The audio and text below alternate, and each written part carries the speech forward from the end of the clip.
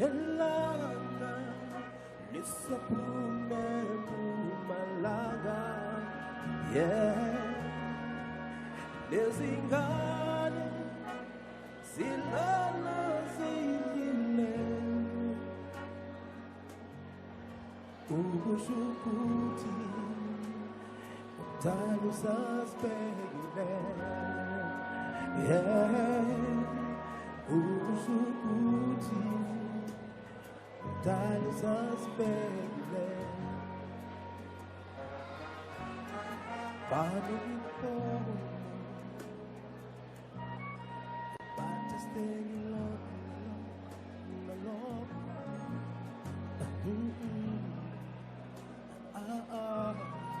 I would in my love,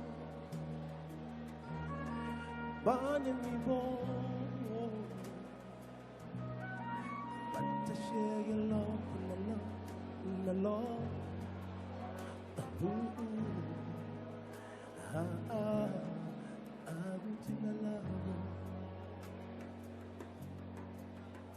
love out. They wanna run your lives, walking about by infinite elegance, walking about but for your treasure,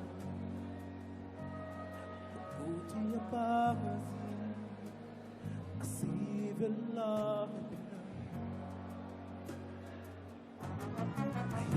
Kanyes, isomile kati, enkati, elaraka, lisapume kumalaga. Yeah, Lezingane Silana Zingine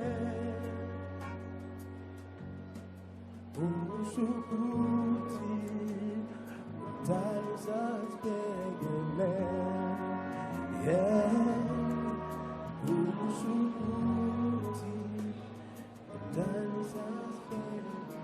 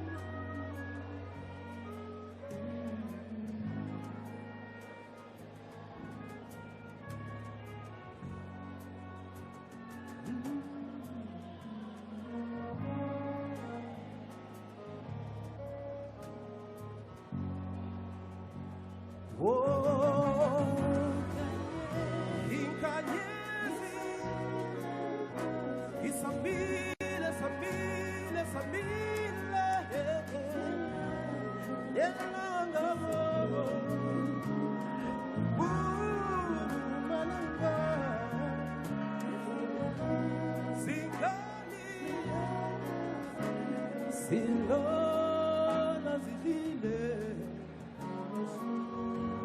kushukutie yo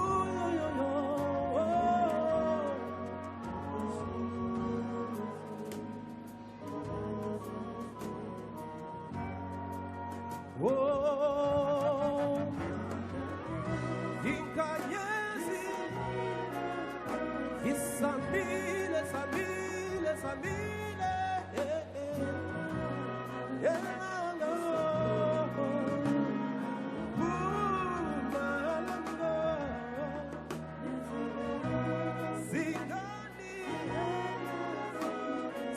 Silona zilile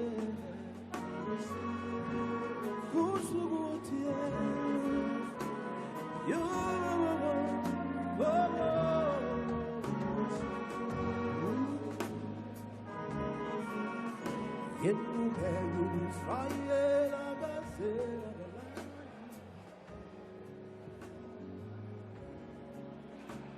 He's the King of kings, you will never support. Yeah, yeah. Those are very needs, our very needs.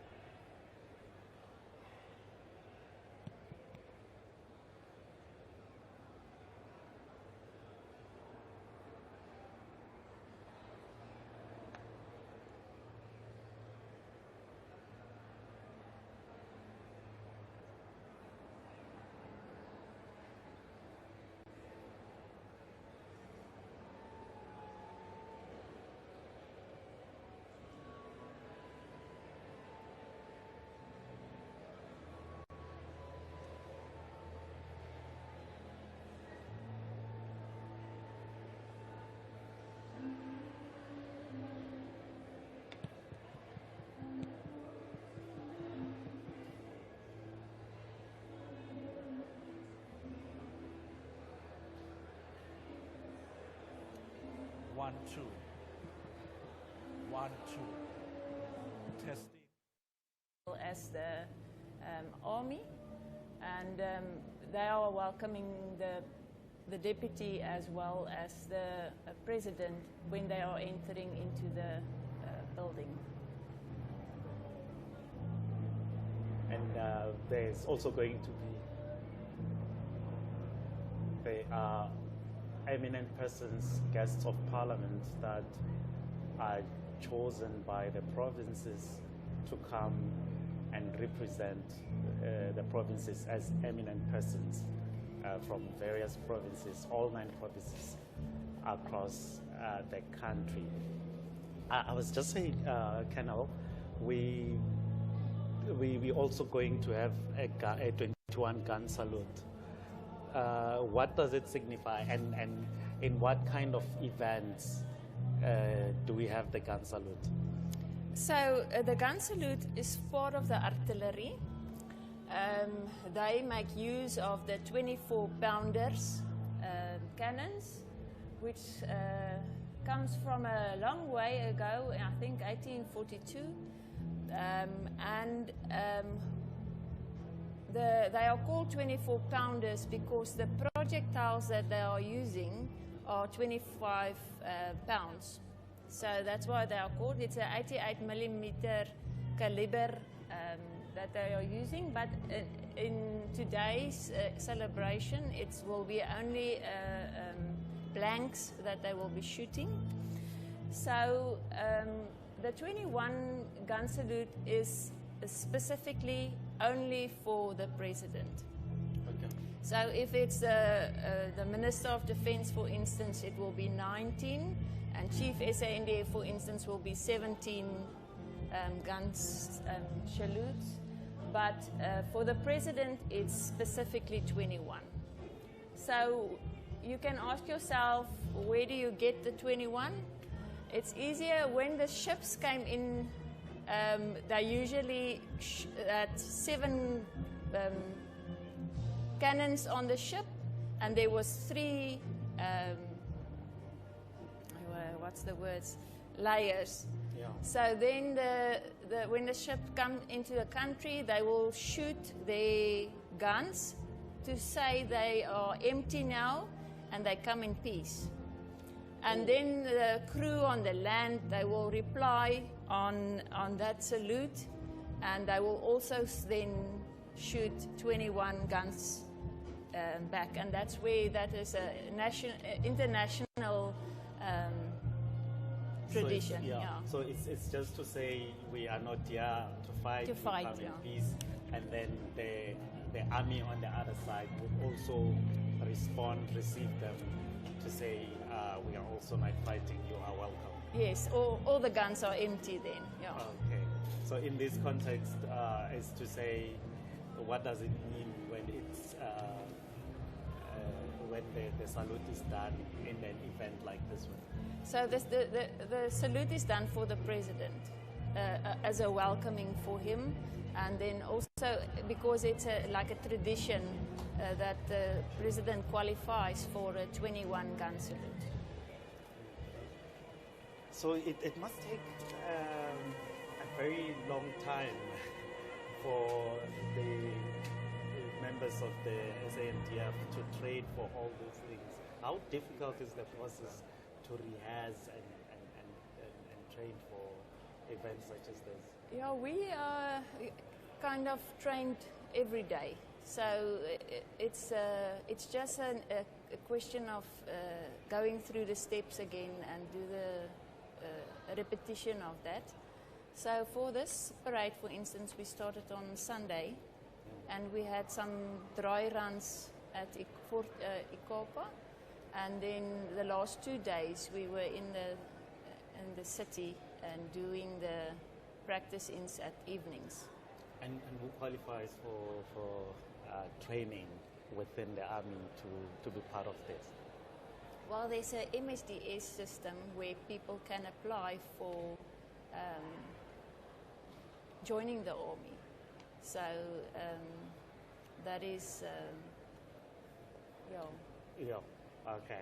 So now what we see on screen are the presiding officers of Parliament, led by the Secretary to Parliament to the far right, and then you have the Speaker over there of the National Assembly, also the Chairperson of the National Council of Provinces, Mr. Amos Masondo, being received by the Navy Band, and they are waiting to receive the President of the Republic of South Africa, who will be addressing the nation in just about 18 minutes or so. So we are expecting the President to arrive, and just before he goes in to address, he will be received, and then he will be singing, there will be a singing of the national anthem and the 21 guns, and then he will be inside. I was still asking Colonel, who qualifies for training to be part of all of this? The training, we've got a military system that people outside can apply, people between the age of 18 and 21. And then if they are selected, they go through a selection, and then when they are selected, they will be trained like basic training, and they will do it in the different services, the Army or the Navy or Air Force or SAMS. And then you qualify further up with ranks as you do different courses. So the flight past, which unit or part of the army is doing the flight past? The Griffins are coming from Hoedspruit. There will be 3 of them. So they had a practice in yesterday. So, So is it usually the same unit, or is it different units this year, the following years, another unit, or is it the same people throughout? Yeah, usually with the Air Force, they are a base, according to their base. So the Gripens will come from there. If it's the helicopters, they will come from Pretoria. Yeah. Oh, yeah, so each according to their base. So the guard that we see there, who is the one on the far left that we see on screen? The Air Force guy. Unfortunately. What does he do? What's their role? Well, the colonels that is on the far left, the two Air Force colonels, they are the RDK selected officers, and they will, when the president comes, they will stand at the back of the podium, and when he moves into the building, they will escort him for the evening into the building. The rest of them are part of the step up, so they will stay outside after the president moved in. So when the two escort the president inside, they stay outside? Yeah, except for those two colonels, Air Force colonels, that will escort him inside. So for young people who are perhaps watching this with interest, especially the entertainment that you see and the different roles that members of the Army and the Navy are playing here, and they are wishing to join in and be part of the Army, what's the process if they wish, and what does it take? Yeah, so we usually only had the last few years every second year intakes, but it seems as we are going back to the old system where we have an annual intake. And then if people are interested, they usually in February month, in the Sunday newspapers, they will advertise the recruitment process and also the application forms that they can fill in to apply for the Defence Force. So your training is basically done in 1 year then. So it's a one year training. Yeah. And then what do we see now in the screen? Who is now coming in? This looks like the president.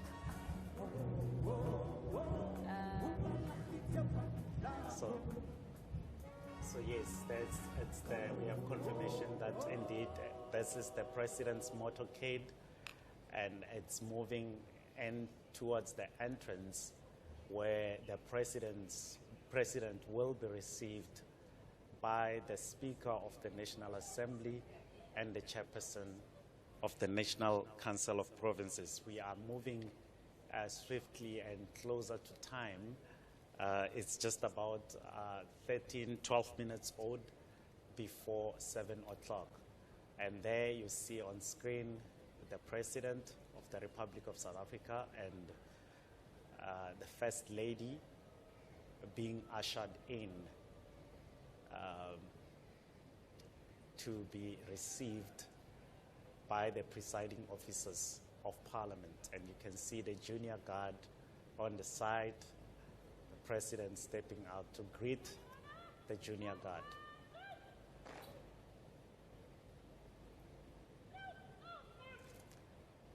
So now the National Ceremonial Guard, they will come to attention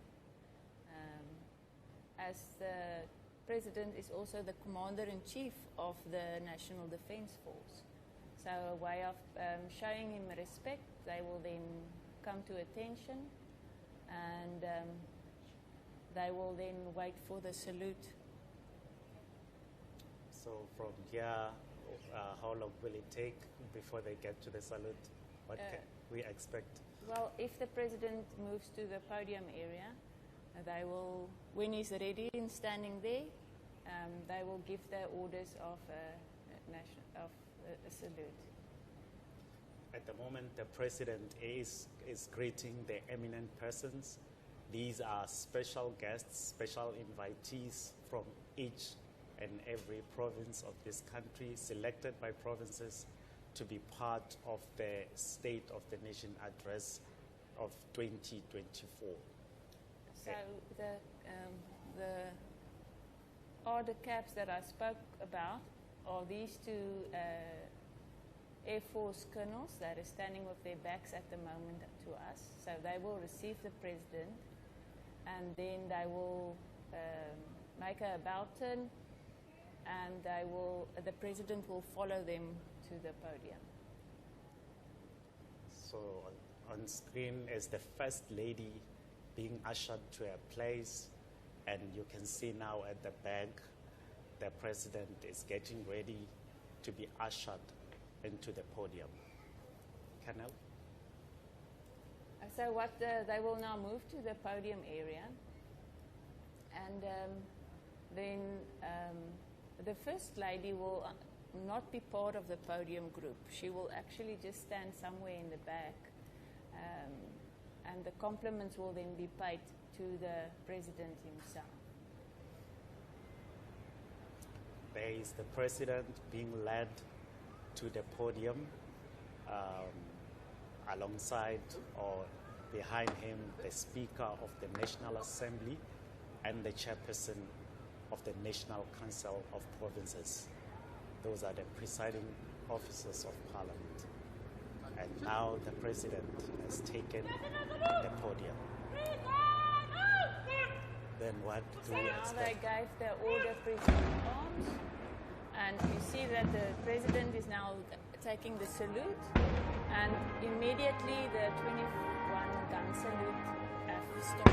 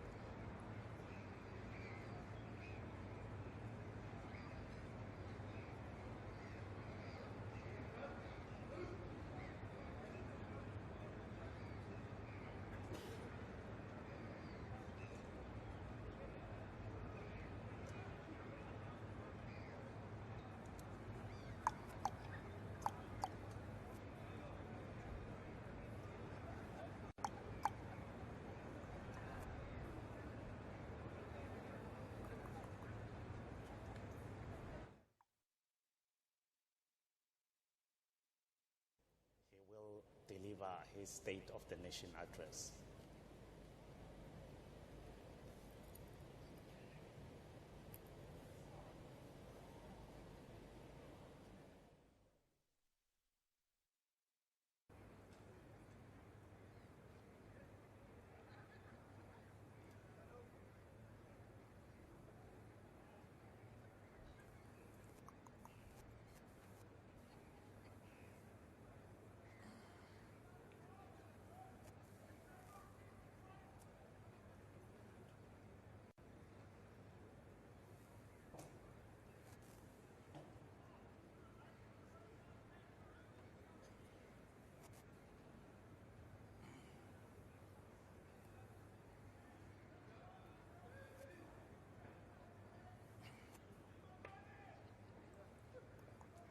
Speaker of the National Assembly,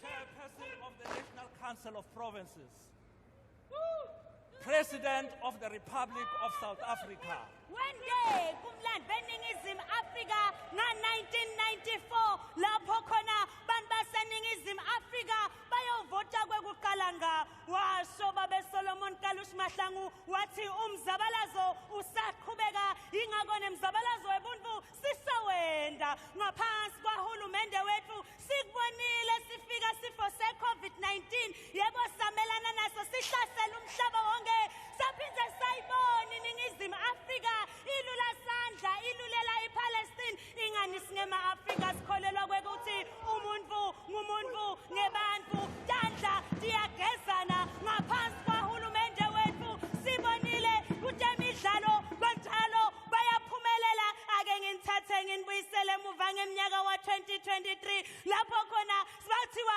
besifazane bangena ngenyende ephalamende halala hulumende wethu ake ngiphindze nginatise ngetemidlalo ingani siyibonile ibanyana yasebenza ngekuthi khandla saphindze sayibona emabhokobhoko wende kumlando beningizimu Afrika lapho khona indebe ye-Rugby World Cup yabuya kwesine esiveni sakithi kanti singakhohlwa nibafana basebenze ngekuthi khandla bafikile kuma-semi-finals ngaphansi kwahulumende wethu sibonile ukuthi bantu baseningizimu Afrika banawo emakhono ngingayikhohlwa njani indzaba yema-Grammy Awards ngoba sibabonile baqulu baseningizimu Afrika bavela baphakamisa umjeko wethu singama-Afrika kwathi made ngoba nemculo loletha indondo yekhathi ekhaya halala ma-Afrika konke lokhu kuyenteka ngaphansi kwesandla somengameli wethu mengameli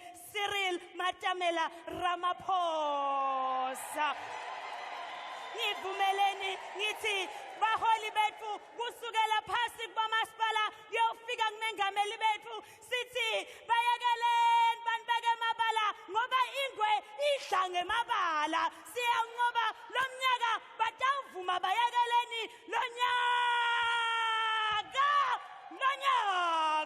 halala sona 2024 halala halala South Africa halala halala mengameli Cyril Ramaphosa halala lonyaka masingo ahe Matamela ahe Songondlo ngingumthenzelo ohlaba usamila imfuthane lebulala ngaphandle kwesikhali imamba lehlatane ngibabona bulawe loshikitela ngetinyawo nejahembi ngoba kukuthi emuva ngiwasempumalanga ngingiphumalanga sikothe sithuthelane ngebuhle ngaphasi kwamake Premier Referendum ngiwasenzaweni yasenkomazi ingani ngingaphasi kwamengameli wesineke mengameli Cyril Ramaphosa ngingosatene nziwe ngibide ngisabele ngisonzile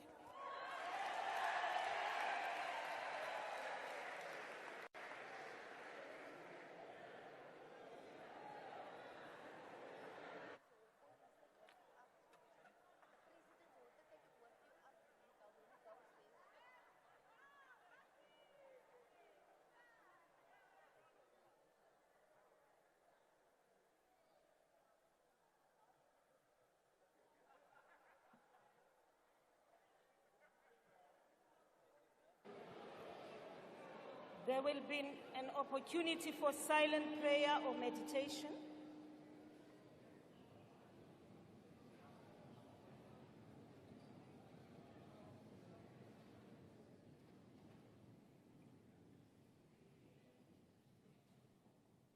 Please be seated.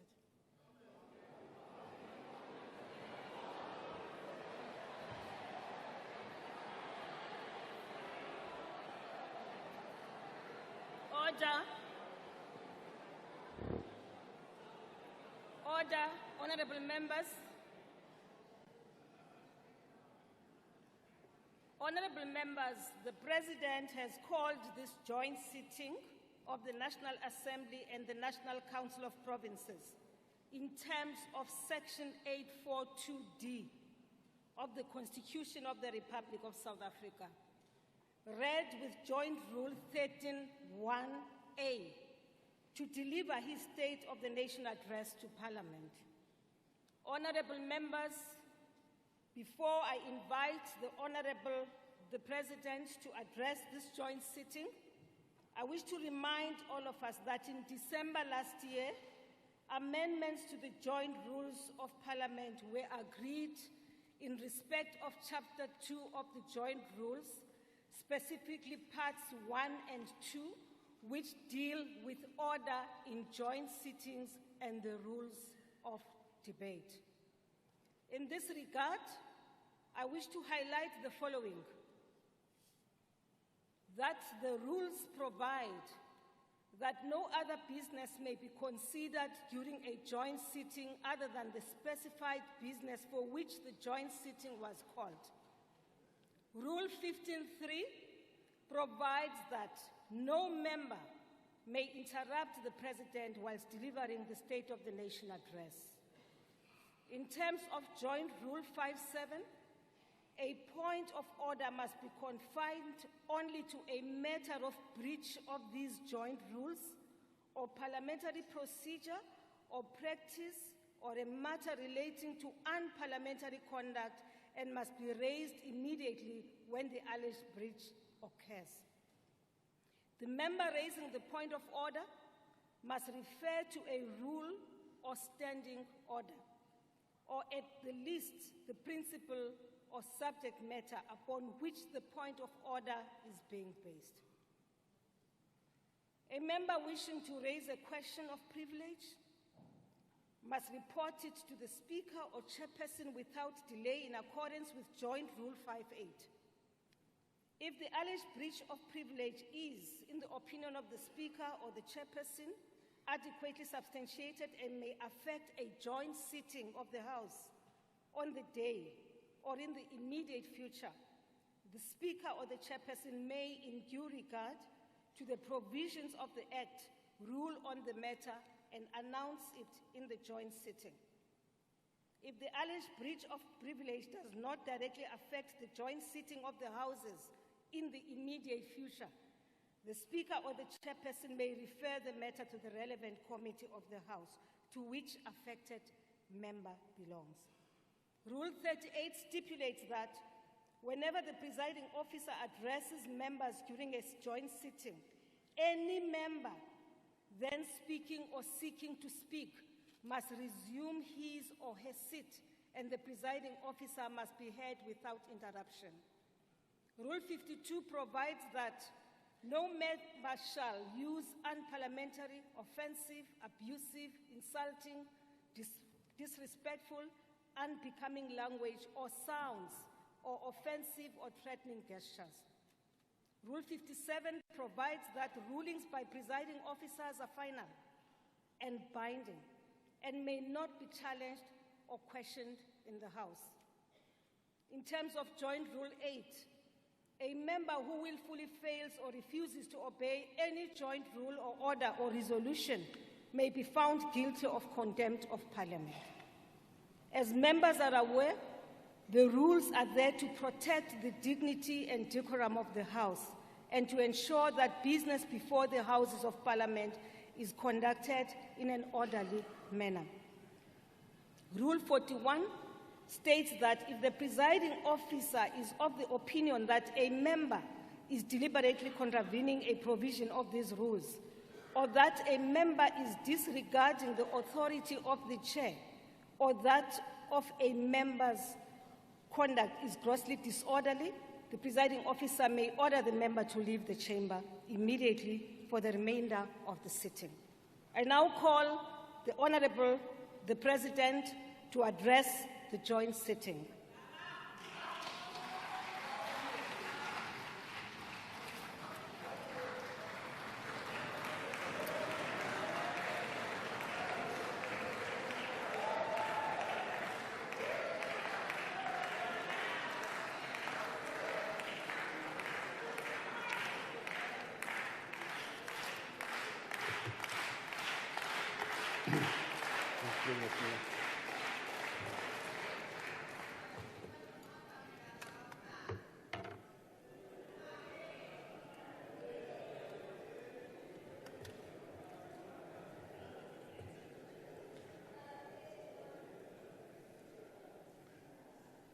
Speaker of the National Assembly, Ms. Nosiviwe Mapisa Ngagula, Chairperson of the National Council of Provinces, Mr. Amos Masondo, Deputy President of the Republic of South Africa, Mr.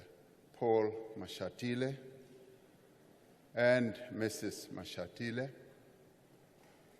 former President Thabo Mbeki, former Deputy President Zile Mlambo Ngcuka, former Speaker of the National Assembly, Ms. Baleka Mbete, Chief Justice Raymond Zondo, Deputy Chief Justice Ms. Mandisa Maya,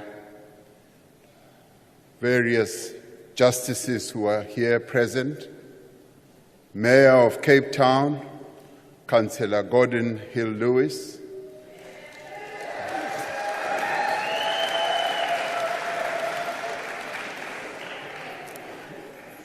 Dean of the Diplomatic Corps and Regional Deans, the heads of institutions supporting our democracy, eminent persons representing our 9 provinces who I just greeted a few minutes ago, members of Parliament, and fellow South Africans.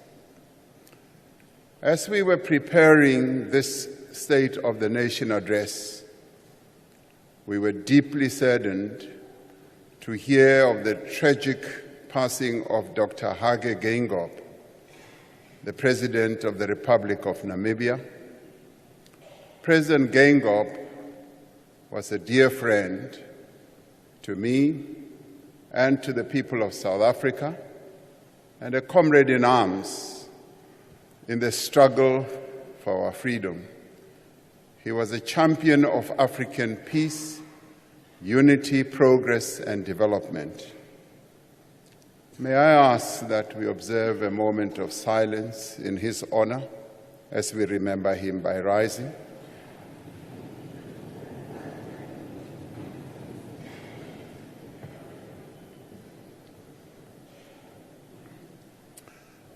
Thank you.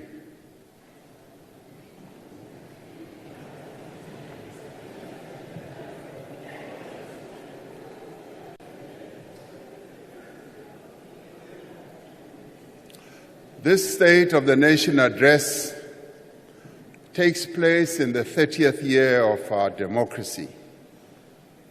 On the 27th of April, 1994, millions of South Africans cast their ballot in a democratic election, many for the very first time in their lives.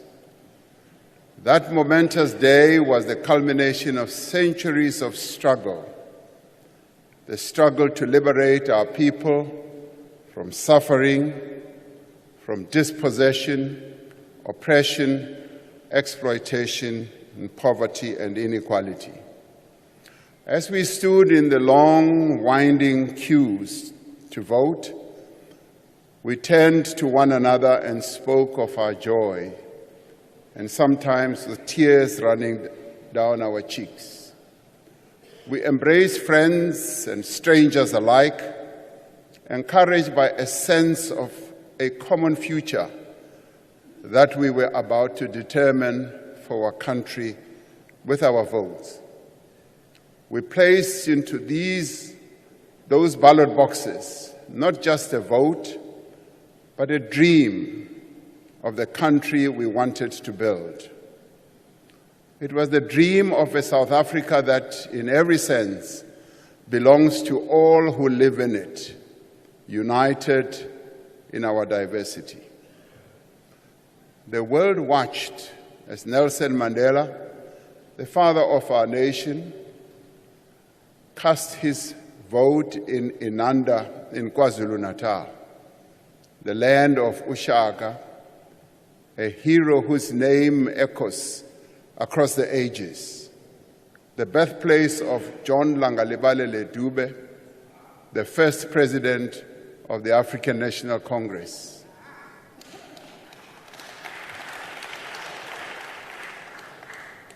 organization which united the African people, and the home of Chief Albert Luthuli, the first African Nobel Peace Laureate. In many ways, his voting in Inanda, at the place where John Langalibalele Dube is buried, was symbolic, because through casting his vote there, he was reporting back to the first president of the ANC on how far the struggle had been prosecuted. After casting his ballot, Madiba said, "This is the beginning of a new era. We have moved from an era of pessimism, division, limited opportunities, turmoil, and conflict. We are starting a new era of hope, reconciliation, and nation building. It is this dream of a free and united people that is woven into our democratic constitution. It is this constitution that has guided our collective efforts over the last 3 decades to fundamentally change our country for the better, and it must stand at the center of the work that we do now to build a better life for all our people. Over the last 3 decades, we have been on a journey striving together to achieve a new society, a national democratic society. We have cast off the tyranny of apartheid and built a democratic state based on the will of the people. We have established strong institutions to protect the fundamental freedoms and human rights of all our people. We have transformed the lives of millions of South Africans, providing the necessities of life and creating opportunities that never existed for them before. We have enabled a diverse economy whose minerals, whose agricultural products, and manufactured goods are exported and reach every corner of the world while creating jobs in our own country. As a country, we have returned to the community of nations, extending a hand of peace and friendship to all countries and all peoples. Just as we cannot deny the progress South Africans have made over the last 30 years, nor should we diminish the severe challenges that we continue to face as a people. We have endured times of great difficulty when the strength of our constitutional democracy has been severely tested. There have been times when events beyond our borders have held back our progress. The global financial crisis of 2007 and 2008 brought to an end a decade of strong growth and faster job creation. More recently, the Russia-Ukraine conflict has contributed to rising prices of fuel, food, and other commodities across the world, and has, as a result, made life more difficult for all South Africans.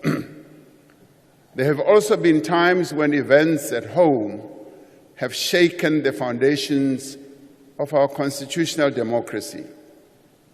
Perhaps the greatest damage was caused during the era of state capture. For a decade, individuals at the highest levels of the state conspired with private individuals to take over and repurpose state-owned enterprises, law enforcement agencies, and other public institutions. In some cases, these activities were enabled by local and multinational companies. Billions of rands that were meant to meet the needs of ordinary South Africans were stolen. Confidence in our country was badly eroded. Public institutions were severely weakened. The effects of state capture continue to be felt across society, from the shortage of freight locomotives to crumbling public services, from poor performance of our power stations to failed development projects in a number of places. But South Africans, including many honest and dedicated public servants, fought back and worked together to defeat state capture. Even then, attempts to thwart the country's recovery continued. We recall with great anguish the events of July 2021, when individuals loyal to their own interests sought to provoke a popular insurrection, leading to a tragic loss of life and widespread destruction. Again, they were unsuccessful. These efforts to undo the hard-won gains of our freedom failed because the people of South Africa stood firm together in defense of our Constitution and its promise of a better life for all. It was the same determination that enabled the country to endure the devastation of COVID-19, the worst global pandemic in over a century. More than 100,000 South Africans lost their lives to the disease, and more than 2 million people lost their jobs. Yet it would have been far worse if we had not acted together as South Africans to stop the spread of the virus, to support our health workers, to protect the most vulnerable, and to roll out an unprecedented vaccination program. We were able to unite society around a common effort to save lives and livelihoods. I want to pay tribute to many thousands of South Africans who made financial contributions to the Solidarity Fund, to the workers who produce medical supplies, and to the nurses, the doctors, and other health workers, to our soldiers and police, who also risked their lives to care for those who were ill. Another major challenge we had to address during this period is gender-based violence and femicide, which we characterized as the second pandemic. As the government, we have introduced laws and directed more resources to prosecuting perpetrators, providing better support to survivors, and promoting women's empowerment at an economic level. As a society, we must intensify our collective efforts to bring together various efforts that are going to bring gender-based violence and femicide to an end. In recent years, the country has had to confront the effects of climate change. We have had devastating wildfires here in the Western Cape, destructive floods in KwaZulu-Natal, unbearable heat waves in the Northern Cape, persistent drought in the Eastern Cape, and intense storms in Gauteng and Northwest. Much of the task of this administration was to get our country through these challenges and to work to regain our way. While each of these events has left its mark, our country has weathered every storm and every challenge that we confronted. Yes, we have the scars to show, but in every case, South Africans have been resolute. We have not only persevered, but we have come back stronger and more determined from all these calamities that befell our country. All these efforts have demonstrated how South Africans value their freedom, a freedom that was won after decades of struggle. The story of the first 30 years of our democracy can best be told through a number of initiatives that have been embarked upon in the 30 years. But I think that the story can best be told through the life of a child who was born at the dawn of our democracy called Tintswalo. Tintswalo, democracy's child, grew up in a society that was worlds apart from the South Africa of her parents, South Africa of her grandparents and great-grandparents. Loko Tintswalo afika ka South Africa, ukume kuri swilo swo tala a swa ha fani na swilo swa khale. Ukume kuri swilo leswi endlaku hi hulumeni wa hina i swona swi nga kota ku ri swi yisa vutomi bya yena pambili. She grew up in a society governed by a constitution rooted in equality, the rule of law, and affirmation of the inherent dignity of every citizen.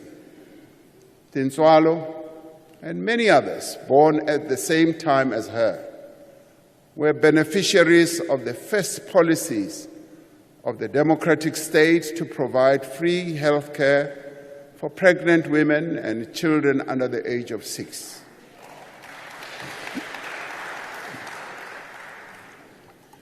Tintswalo's formative years were spent in a house provided by the state, one of millions of houses built to shelter the poor. O ile a re ha a tswalwa a hwetša hore dintlo di a agiwa ke mmuso o motjha wa South Africa. Ba bang ba ileng ba tswala pele ga ena ba ne ba kgolela dintlong tsa maratharata. Empa yena o ile a re ha a tswalwa a hwetša gore mmuso o wa South Africa o agela batho dintlo tse dintši-ntši.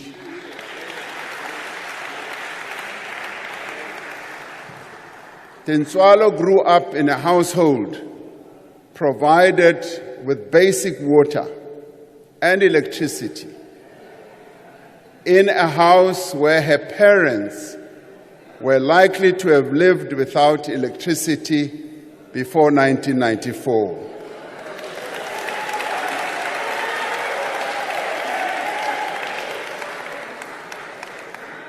Ngo-1994, abantu abaningi kulelizwe lakithi bebengenawo ugesi.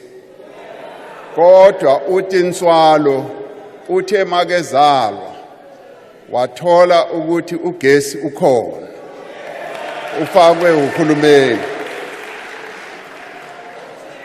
Tintswalo was enrolled in a school in which her parents did not have to pay school fees. And each school day, she received nutritious meals as part of a program. the program that today supports 9 million learners from poor families. Hoyu Tinswalo, duva achia chikoloni. Usika chikoloni, gamacheloni, kazunga zikolo, uwana na breakfast, kazunga chikolo, uwana ziliwaza masiara. Hezi zoba zisaite chifingani chakali. Zoba zisiho namusi ziwaitea nga uri unamubuso muswa wa Afrika chipembe uneva kweisa zitupanda. The democratic state provided a child support grant to meet Tinswalo's basic needs. This grant, together with other forms of social assistance, continues to be a lifeline for more than 26 million South Africans every month. With this support, Tinswalo, democracy's child, was able to complete high school. Through the assistance of the National Student Financial Aid Scheme, Tinswalo attended one of our TVET colleges and obtained a qualification.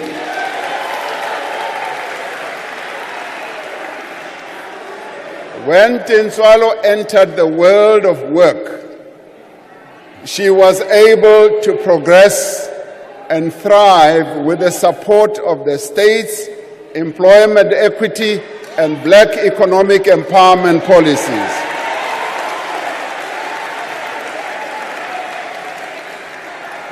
With the income she earned, she was able to save. She was also able to support her parents. She was able to start a family, to move into a better house, and to live a better life.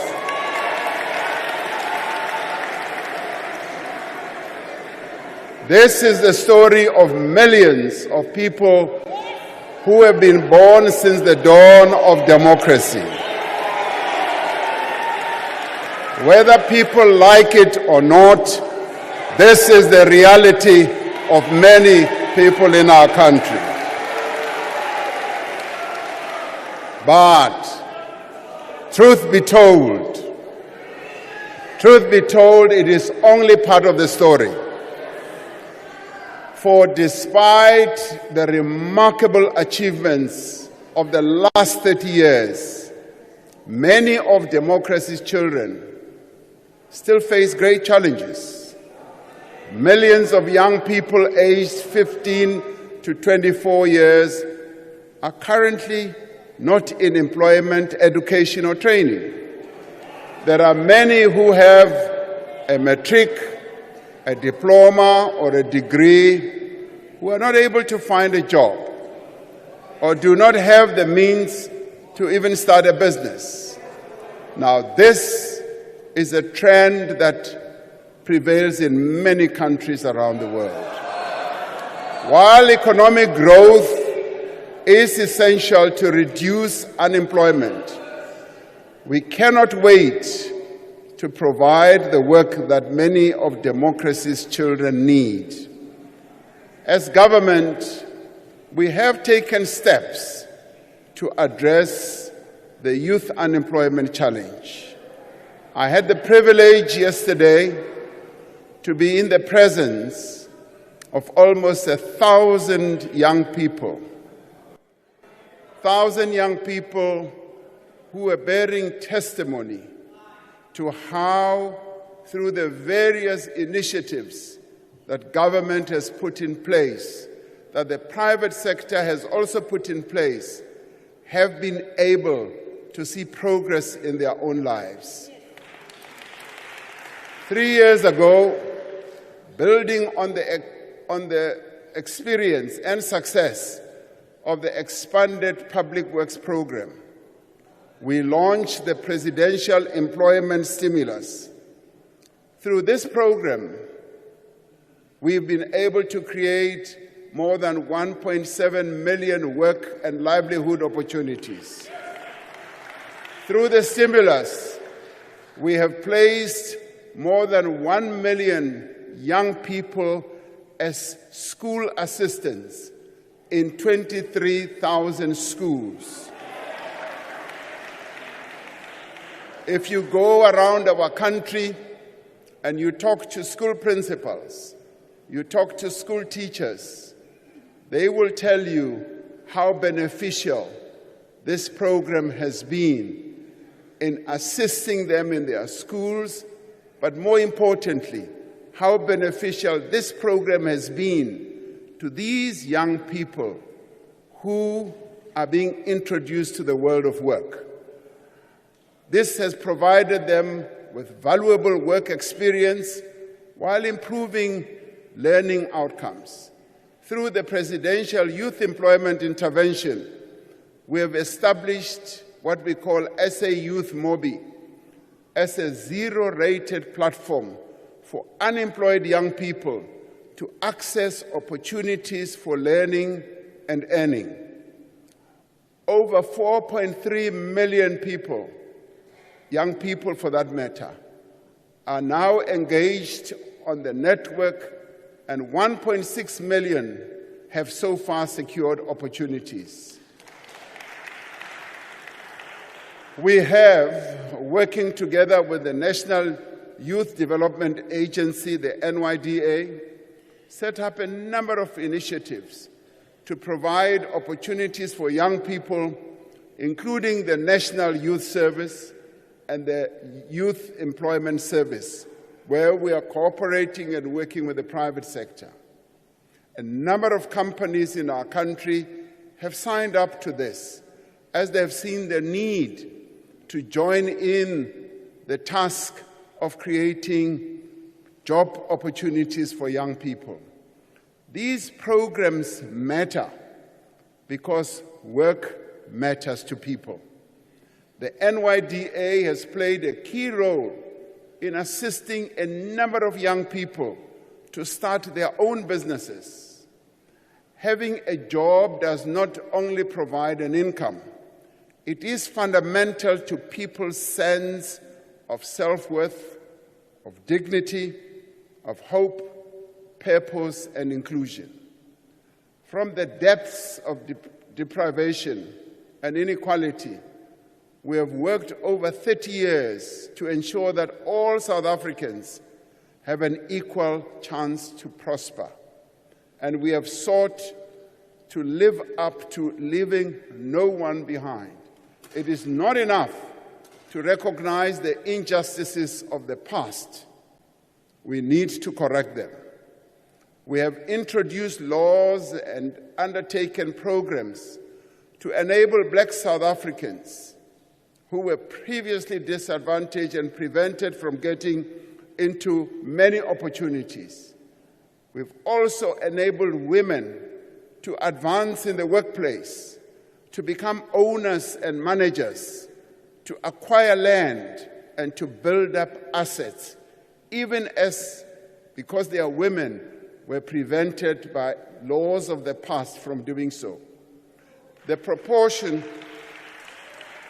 proportion of jobs in executive management held by Black people have increased exponentially, almost fivefold between 1996 and 2016.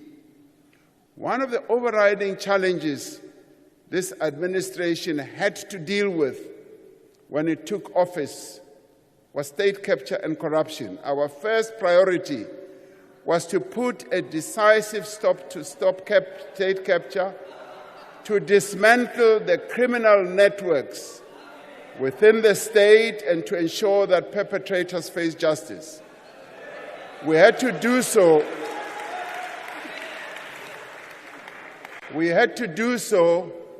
So that we could restore our institutions and rebuild our economy.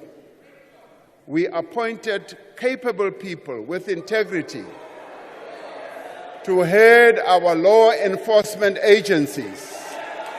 government departments, security services, and companies, often through an independent and transparent process. The credibility and efficiency of a number of institutions, like the South African Revenue Service, have been restored and their performance has improved. Some may not like this, but that is the reality of what has happened. We set up the Investigating Directorate as a specialized and multidisciplinary unit within the National Prosecuting Authority to investigate corruption and other serious crimes. Great progress has been made in bringing those responsible for all these acts of malfeasance to justice. More than 200 accused persons are being prosecuted as we speak. More are under investigation. Stolen funds are being recovered. Freezing orders, I see you love this. Freezing orders of 14 billion rand have been granted to the NPA's Asset Forfeiture Unit for state capture-related cases, and around 8.6 billion rand in corrupt proceeds have been returned to the state. A restored and revitalized SARS has collected 4.8 billion in unpaid taxes as a result of evidence presented to the State Capture Commission, while the Special Investigating Unit has instituted civil litigation to the value of 64 billion rand.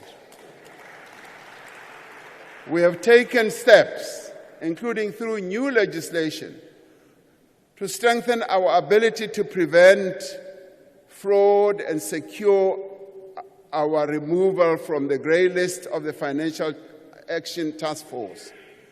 With the assistance of business, we have set up a digital forensic capability to support the NPA, especially its Investigating Directorate, which in due course will be expanded to support law enforcement more broadly. Legislation is currently before Parliament to establish the Investigating Directorate as a permanent entity with full investigating powers. But there is much more work to be done to eradicate corruption completely. Based on the recommendations of the National Anti-Corruption Advisory Council, we are determined to introduce further measures to strengthen our anti-corruption agencies, to protect whistleblowers, to regulate lobbying and prevent the undue influence of public representatives in procurement. We will not stop until every person responsible is held to account. We will not stop. We will not stop until all money stolen has been recovered. And yes, we will not stop until even those corporations, blue chip corporations that were involved in state capture, are made to be accountable.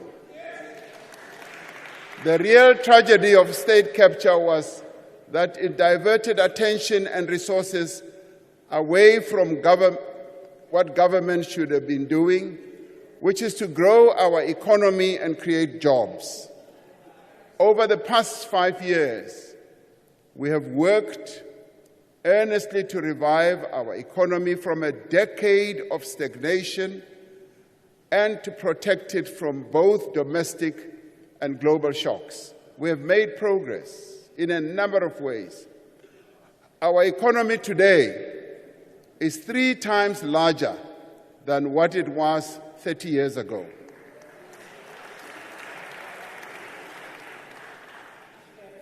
The number of South Africans who are in employment has increased from 8 million in 1994 to 16.7 million today.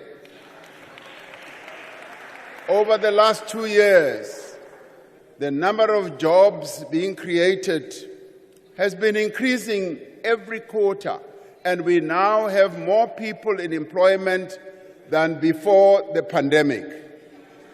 Yet, our unemployment rate is the highest it has ever been. Even as employment is growing, more people are entering the job market each year than jobs are being created. We have laid a foundation for growth through far-reaching economic reforms that we have embarked upon, an ambitious investment drive, and an infrastructure program that is starting to yield results. Companies continue to invest. Thousands of hectares of farmland are being planted. New factories are being opened, and production is being expanded. We are on track to resolve the most important constraints on economic growth by stabilizing our energy supply and fixing our logistics system. As these obstacles are removed, the true potential of our economy will be unleashed. We set out a clear plan to end load shedding, which we have been implementing with a single-minded focus through the National Energy Crisis Committee. We have delivered on our commitments to bring substantial new power through private investment on the grid, which is already helping to reduce load shedding. Last year, we implemented a major debt relief package, which will enable Eskom to make investments in maintenance and transmission infrastructure and ensure its sustainability going forward. Since we revived our renewable energy program 5 years ago, we have connected more than 2,500 megawatts of solar and wind power to the grid, with 3 times this amount already in procurement or construction. Through tax incentives and financial support, we have more than doubled the amount of rooftop solar capacity installed across the country in just the past year. We have implemented sweeping regulatory reforms to enable private investment in electricity generation, with more than 120 new private energy projects that are now in development. These are phenomenal developments that are driving the restructuring of our electricity sector in line with many other economies have done to increase competitiveness and to bring down their energy prices. Through all these actions, we are confident that the worst is behind us and the end of load shedding is finally within reach. But we are not stopping there. To ensure that we never face a similar crisis ever again, we are reforming our energy system to make it more competitive, more sustainable, and reliable into the future. We are going to build more than 14,000 kilometers of new transmission lines to accommodate renewable energy over the coming years. To fast-track this process, we will enable investment in transmission infrastructure through a variety of innovative investment models. Re tla ya mo bao ba nang le tjhelete.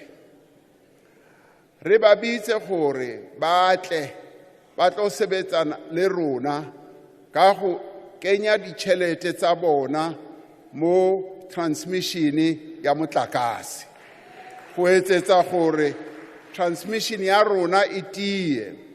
Last year we tabled the Electricity Regulation Amendment Bill to support the restructuring of Eskom and establish a competitive electricity market. As we undertake these reforms, we are positioning our economy for the future growth in a world shaped by climate change and a revolution in green technologies. In the last 3 years, our country has seen the increase in extreme weather events, often with disastrous consequences. This is why we are implementing a just energy transition, not only to reduce carbon emissions and fight climate change, but to create growth and jobs for our people in the future. We will undertake this transition at a pace, at a scale, and at a cost that our country can afford, and in a manner that ensures energy security. So we will not be compelled to embark on processes that are going to disadvantage our country in this regard. With our abundance of solar, wind, and mineral resources, we are going to create thousands of jobs in renewable energy, in green hydrogen, green steel, electric vehicles, and other green products. The Northern Cape, with its optimal solar conditions, one of the very best in the world conditions, has already attracted billions of rands in investment. We are going to set up a special economic zone in the Boegoebaai port to drive investment in green energy. There's a great deal of interest already from the private sector, with companies such as Sasol and many others who are ready to participate in the boom that will be generated through our green hydrogen energy projects. We have decided to support electric vehicle manufacturing in our country to grow our automotive sector, which provides good jobs to thousands of workers. And in this regard, we are already at an advanced stage of cooperating with our neighbors, with countries such as the DRC, which is well endowed with critical minerals, with countries such as Botswana, which is already involved in parts of the value chain of automotive manufacturing. With all these countries, we are going to be able to form an incredibly powerful ecosystem that is going to enable all of us to benefit from the green energy revolution. We have decided to give special focus to regions such as Mpumalanga to enable the creation of new industries, new economic opportunities, and sustainable jobs. And in the past year, we have increased the financing pledges for our Just Energy Transition Investment Plan from around 170 billion rand to almost 240 billion rand. Now, to address the persistent effects of global warming, which manifests itself through persistent floods, fires, and droughts, we have decided to establish a climate change response fund. This will bring together all spheres of government and the private sector in a collaborative effort to build our resilience and respond to the impacts of climate change. Now, this decision was inspired by the persistent calamities that we are subjected to. Almost every year, KwaZulu-Natal experiences massive floods that destroy our infrastructure. Yes, the Western Cape is suffering from wildfires that continue to destroy quite a number of assets in our country. And indeed, many other provinces are actually suffering from the effects of climate change. So this fund, which we hope will gain the attraction of all, like the fund we set up during COVID, will support various areas that suffer from climate change to deal with severe inefficiencies in our freight logistics. We are taking action to improve our ports and rail network and restore them to world-class standards. We have set out a clear roadmap to stabilize the performance of Transnet and reform our logistics system. Working closely with business and labor, we have established dedicated teams to turn around 5 strategic corridors that transport our goods for export purposes. The number of ships waiting to berth at the Port of Durban, which has experienced severe congestion in recent months, has reduced from more than 60 ships in mid-November to just 12 ships at the end of January. Now, that represents progress. Transnet has appointed an international terminal operator to help expand and improve its largest terminal at the Port of Durban.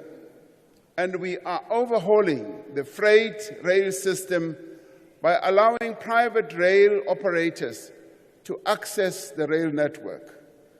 With the current conflict in the Middle East affecting shipping traffic through the Suez Canal, South Africa is well positioned to offer bunkering services for ships that will be rerouted via our shores.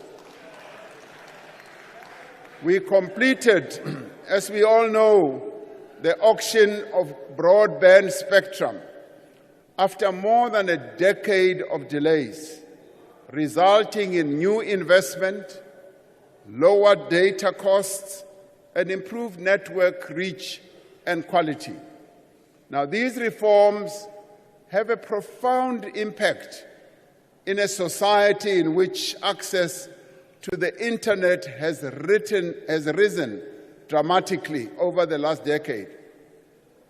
Less than half of all households had internet access in 2011, compared to 79% of households in 2022, meaning that South Africans more and more are using the internet.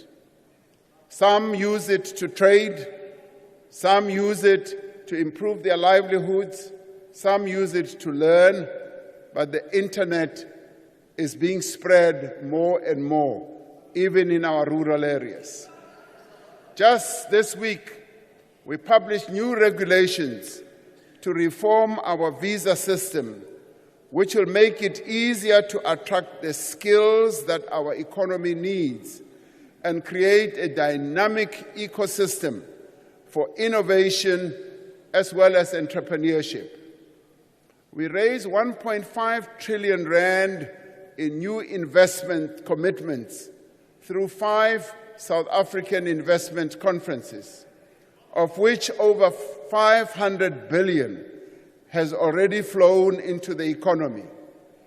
To support growth in the mining sector, we are moving ahead with the modernization of our mining rights licensing system and are launching an exploration fund to support emerging miners and exploit new mineral deposits. Through this, mining, which has been the bedrock on which the South African economy was built, will once again become a sunrise industry. Participation of previously disadvantaged black people is increasing. Black ownership now stands at approximately 39% when compared to just 2% in 2004. This is progress that is being made, allowing black people to participate in a key industry in our economy. Investment in infrastructure is gaining momentum. New and innovative funding mechanisms will be utilized to increase construction of infrastructure. The Minister of Finance announced this in his medium-term policy budget statement last year, where he said, we are now going to be able, yes, to fund infrastructure through utilization of innovative new methods. It could be build, operate, and transfer. It could be embarking on investment vehicles as well as investment ideas that will enable us to speed up the construction of infrastructure. The Department of Water and Sanitation aims to enhance water resource management by initiating infrastructure projects to secure water supply and diversifying water sources to reduce dependence on surface water. Water being such a major challenge in our country, this is actually answering to the need of our people just to have water. Vanhu vo tala la Afrika Dzonga va vulavula hi mati, va tshama va hi byela ku ri mati a va na wona, va lava ku ri hi endla ku ri mati a va kona. Bulk water projects are under construction across the country to improve water supply to millions of residents in villages, towns, and cities.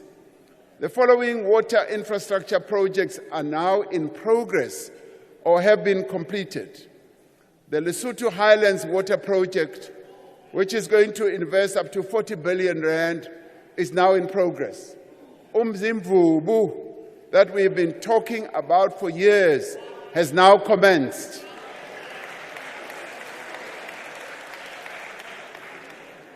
Hazelmere Dam, Umkomazi Water Project, Clan William Dam, Tzanini Dam, Loscom, Madlakazi, pipeline from Jozini Dam, Giyani, pipeline from Nandoni Dam to Nsami Dam, Pilansberg Water, Val Haramahara, and the pipeline from the Val River to Hotazel. Now, all these are projects that are underway or have been completed. In the Eastern Cape, the Msikaba and the Mtento bridges are beginning to rise over the landscape and will be among the highest in Africa once completed.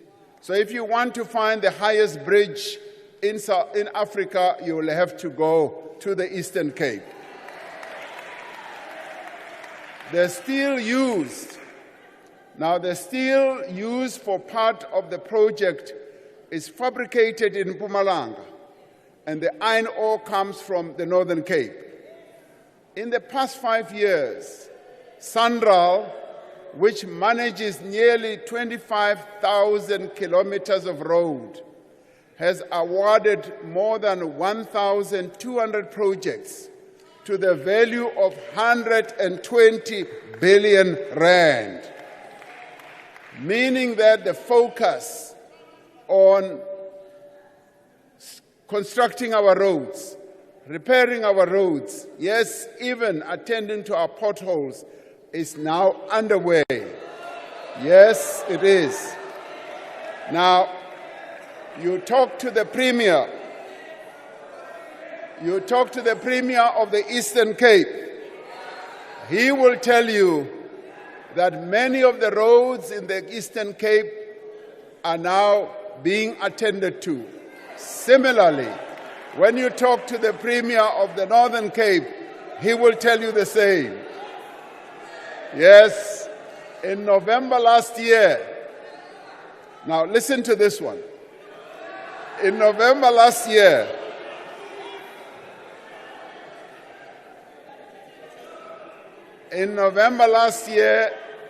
Cabinet approved a framework for high-speed rail, focusing initially on the Johannesburg to Durban corridor. As we grow the economy, we are making it more inclusive through redistribution. Around 25% of farmland in our country is now owned by Black South Africans. And this has been confirmed by an eminent agricultural economist, Wandile Sihlobo. This brings us closer to achieving our target of 30% by 2030. And he says to me, President, we will have exceeded this target by 2030 because a number of initiatives are now underway to ensure that Black South Africans have access to the ownership of land. In the last 5 years, we have supported around 1,000 Black industrialists with funding and other forms of support. These Black-owned firms employ more than 90,000 workers and contribute many billions of rands to our economy. Now, this is the revolution that is underway to bring more and more Black people into the real economy. At the same time, about 200,000 more workers obtained ownership of shares in the companies that they work for, bringing the total worker ownership in companies in the South African economy to well over 500,000 workers. We see this trend continuing to grow as more and more companies realize that it is beneficial to their own operations and their businesses that their workers should have a stake in the businesses that they work for. And we call upon the private sector to go ahead and increase the participation of their workers in the businesses that they work for. The reforms that we have initiated and the work that is underway will enable us, yes, as I said, to improve our logistics system, to achieve water security, and ultimately it will lead to the creation of jobs. While our challenges have never been greater, our response to these challenges will lead us to greater prosperity than we have ever known. One of the worst injustices of apartheid was the manner in which education was used as a tool to perpetuate inequality and exploitation of Black people. Over the 30 years, we have sought to use education as a tool to create equality and to empower our people. Our basic education outcomes are steadily improving across a range of measures. The latest matric pass rate at 82.9% is the highest ever achieved. And we congratulate the matriculants of 2023 for achieving this incredible pass rate. And with each new year, learners from no-fee schools are accounting for more and more bachelor passes that are achieved. And as I have often said, this is the silent revolution that is underway, that the children of the poorest parents in our country are now able to produce pass rates that are equal, that are even beginning to surpass the pass rates that you find in former Model C schools, in your independent schools as well. This is the progress that we've been longing to see in our education system. At the same time, fewer learners are dropping out of school. We have increased funding for poor and working-class students in universities and TVET colleges significantly over the past 5 years. Over the next 5 years, we will focus our attention on expanding access to early childhood development and improving early grade learning and reading, where we are already beginning to see progress. Moving early childhood development to the Department of Basic Education was one of the most important decisions that we have taken, as we are now able to devote more resources to early childhood development and ensure that through cooperative governance, various departments of government do get involved in the childhood development programs, augmented and led by the Department of Basic Education. Our policies and programs have, over the course of 30 years, lifted millions of people out of dire poverty. Today, fewer South Africans go hungry and fewer live in poverty. In 1993, South Africa faced a significant poverty challenge, with 71.1% of its population living in poverty. However, under the democratic government, there has been a consistent decline in these numbers.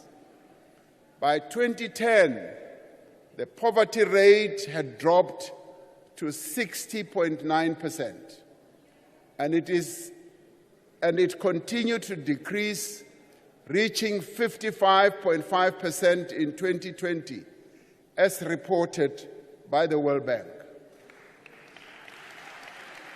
Now, this progress has been made possible by extensive support to those in society who need it most. 5 years ago, we introduced a further measure to tackle poverty by introducing the national minimum wage as envisaged in the Freedom Charter. The decision by key role players, they being business and labor and communities, they took a decision to introduce the national minimum wage. And this has immediately raised the wages of over 6 million workers who support their families. In the midst of the pandemic, we introduced the special SRD grant, which currently reaches some 9 million unemployed people every month.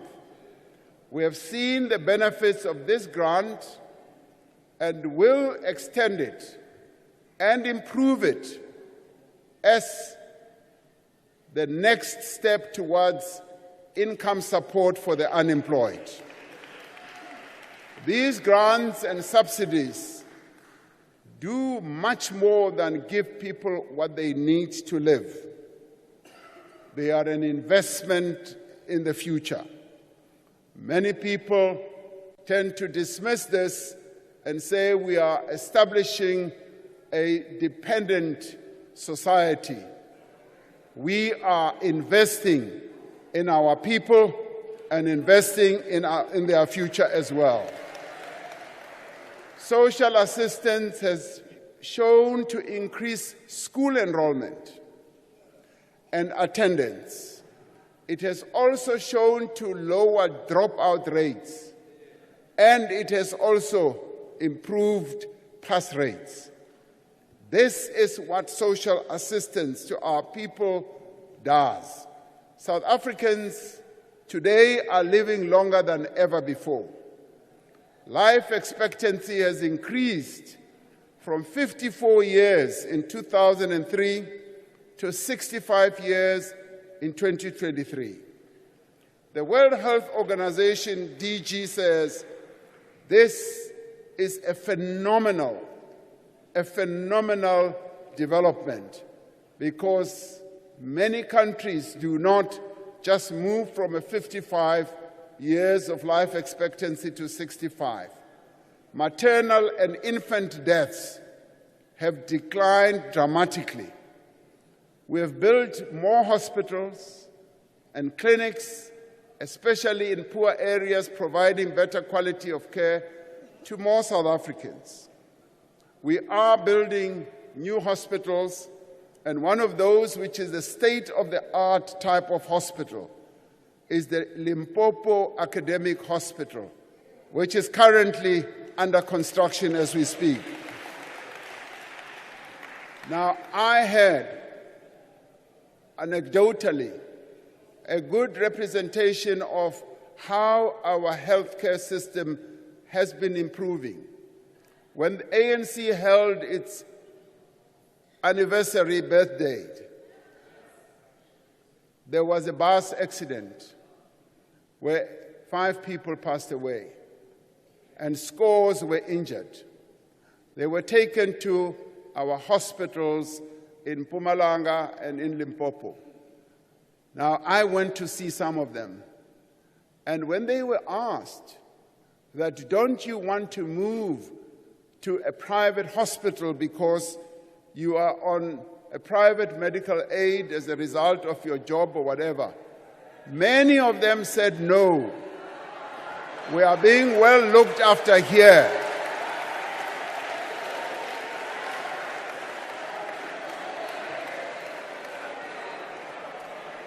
Now, I see you love this. Now, this is what I experienced in just talking to those people who were lying in bed, who were injured, who testified that they were being well looked after in rural hospitals in Limpopo and in Mpumalanga. Today, 95 persons diagnosed with HIV know their status. 79% of those receive antiretroviral treatment, and 93% of those are virally suppressed. New HIV infections among young people have declined significantly. And yet, while our health system has had great impact on people's lives, we are working to improve both the quality of healthcare and equality of access. The National Health Insurance Bill has been passed by this House, both houses, and that will provide free health care at the point of care for all South Africans, whether in the public or private health facilities. Now, the bill has arrived on my desk. I'm going through the bill.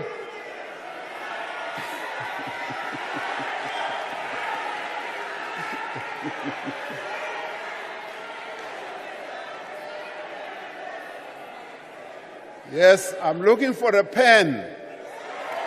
I'm looking for a pen.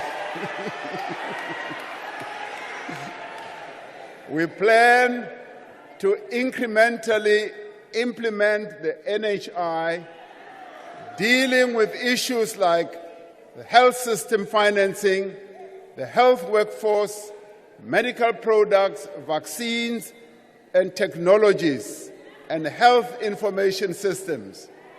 One of the most visible, impactful, and meaningful achievements of the first 3 decades of freedom has been in providing homes to our people. Today, nearly 9 out of every 10 households live in a formal dwelling, as said by the Statistician General.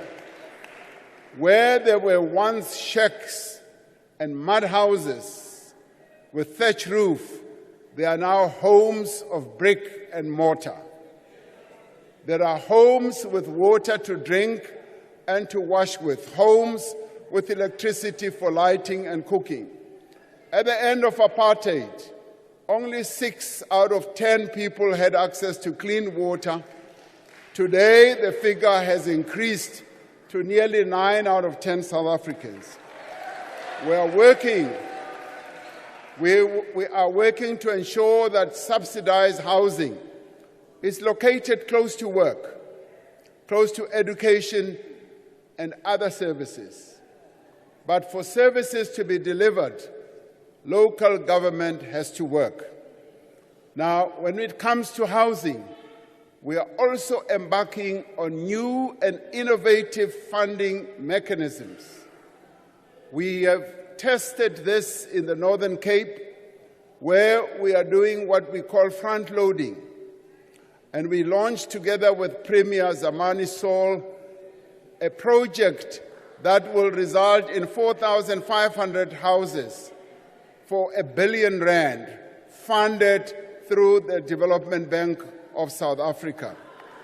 Now, this is an innovative way, and we are now putting into practice these new methods of funding infrastructure to enable us to ramp up infrastructure so that the infrastructure build can power our economy and create more jobs.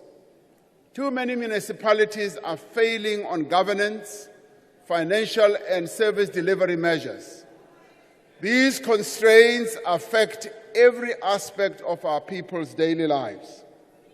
We have started the implementation of a number of measures to address this problem by providing support to local government, including professionalizing the civil service and ensuring that people with the right skills and the appropriate capability are appointed to key positions.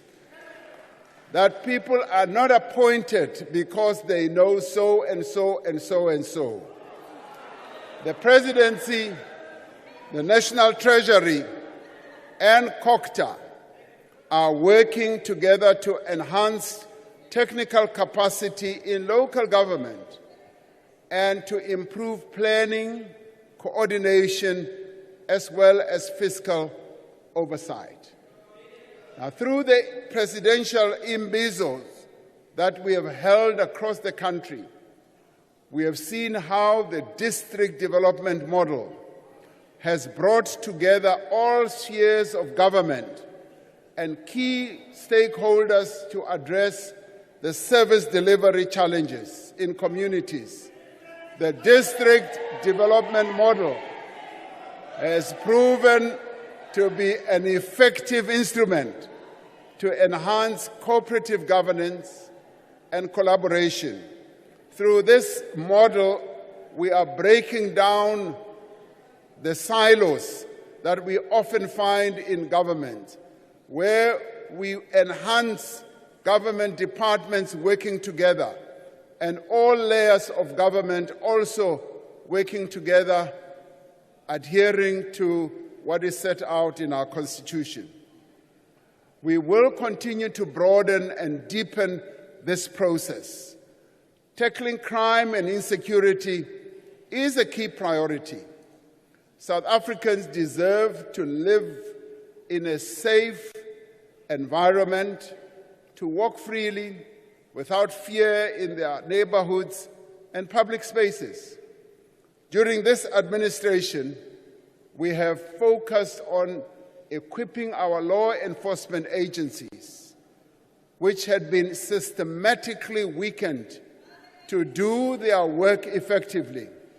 We have strengthened the ranks of the police through the recruitment of 20,000 police officers, as I announced in the past two SONAs over the last 2 years, and another 10,000 will be recruited in this year as well.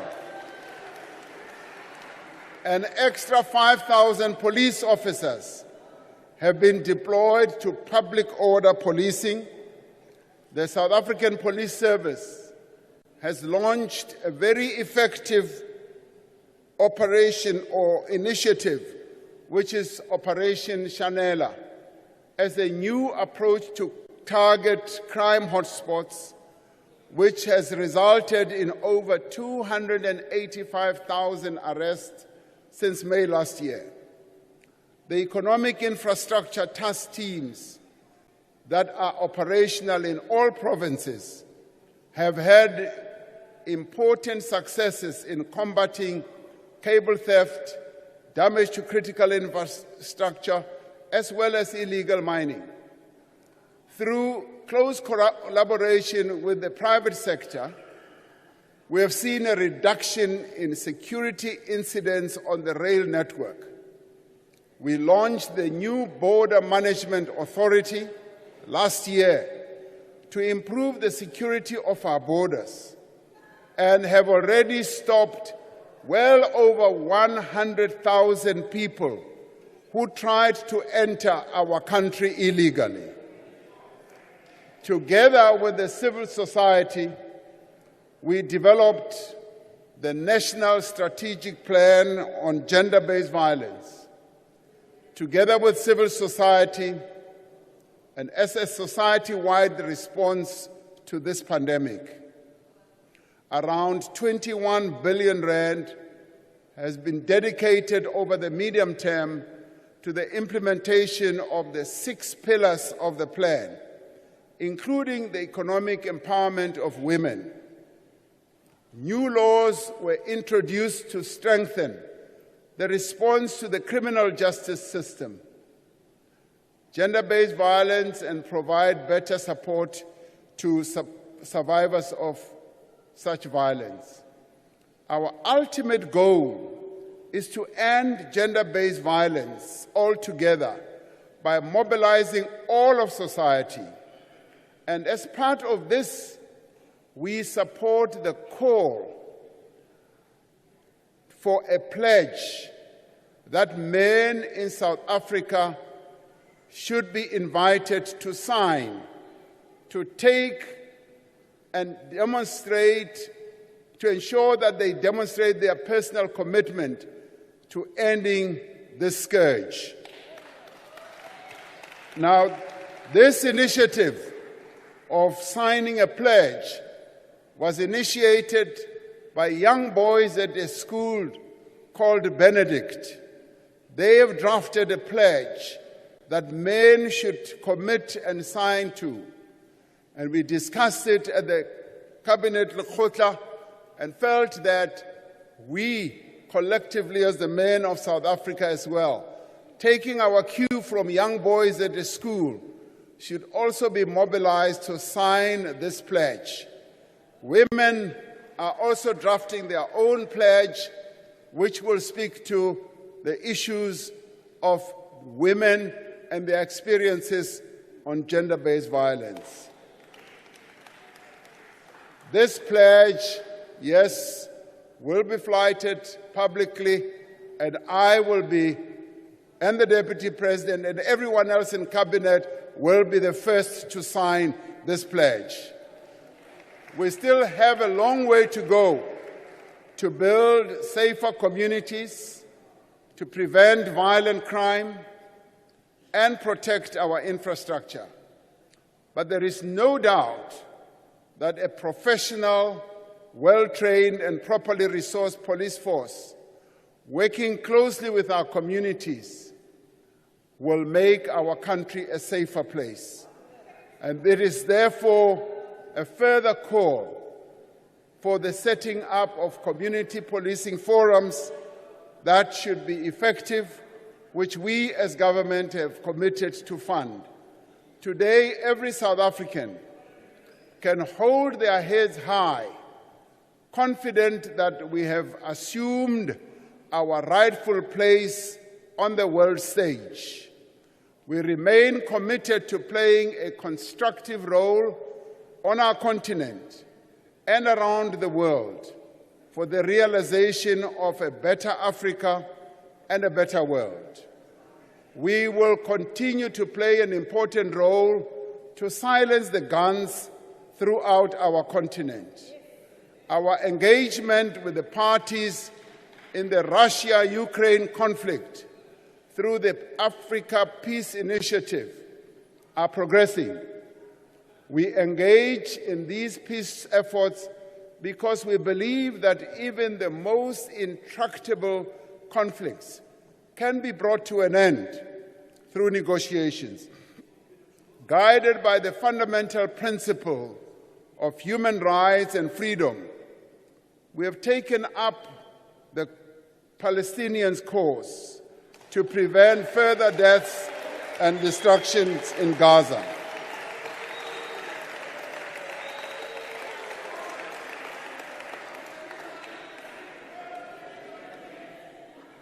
We know that there are some in our nation who do not support this course that we have embarked upon. We have welcomed the ruling of the International Court of Justice that Israel must take all measures within its power to prevent acts of genocide against Palestinians. And we condemn the killing of civilians on all sides and call on all parties involved in the conflict to commit to a peace process that will deliver a two-state solution as resolved by the United Nations. We will use our foreign policy to pursue our development goals. During our leadership of BRICS last year, we witnessed a new chapter for BRICS, the BRICS family of countries. The expansion of the group from 5 to 10 countries presents opportunities for trade and a strengthening of political and diplomatic ties between countries in the global south. We will build on the progress we have made in establishing the African Continental Free Trade Area, which will transform South Africa's economy and that of the continent by creating new jobs and increasing economic participation across our continent. And we will place Africa's development at the top of the agenda when we, as South Africa, host the G20 next year in 2025. The achievements over the last 3 decades are a testament to the power of collaboration and partnership to address our most pressing challenges.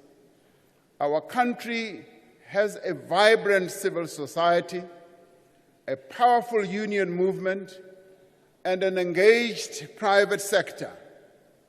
Over the last 5 years, we have worked with these social partners to address challenges such as to keep people safe and to distribute vaccines during the COVID-19 pandemic, and to mobilize a society-wide response to gender-based violence.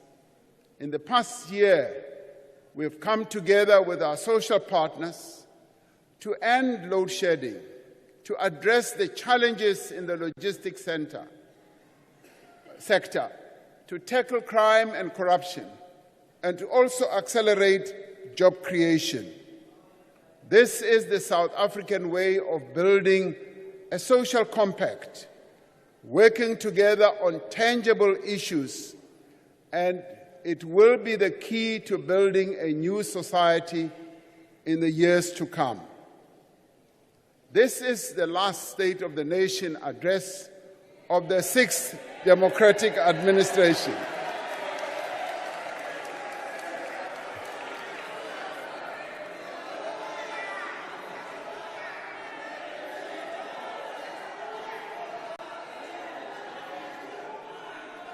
NgesiZulu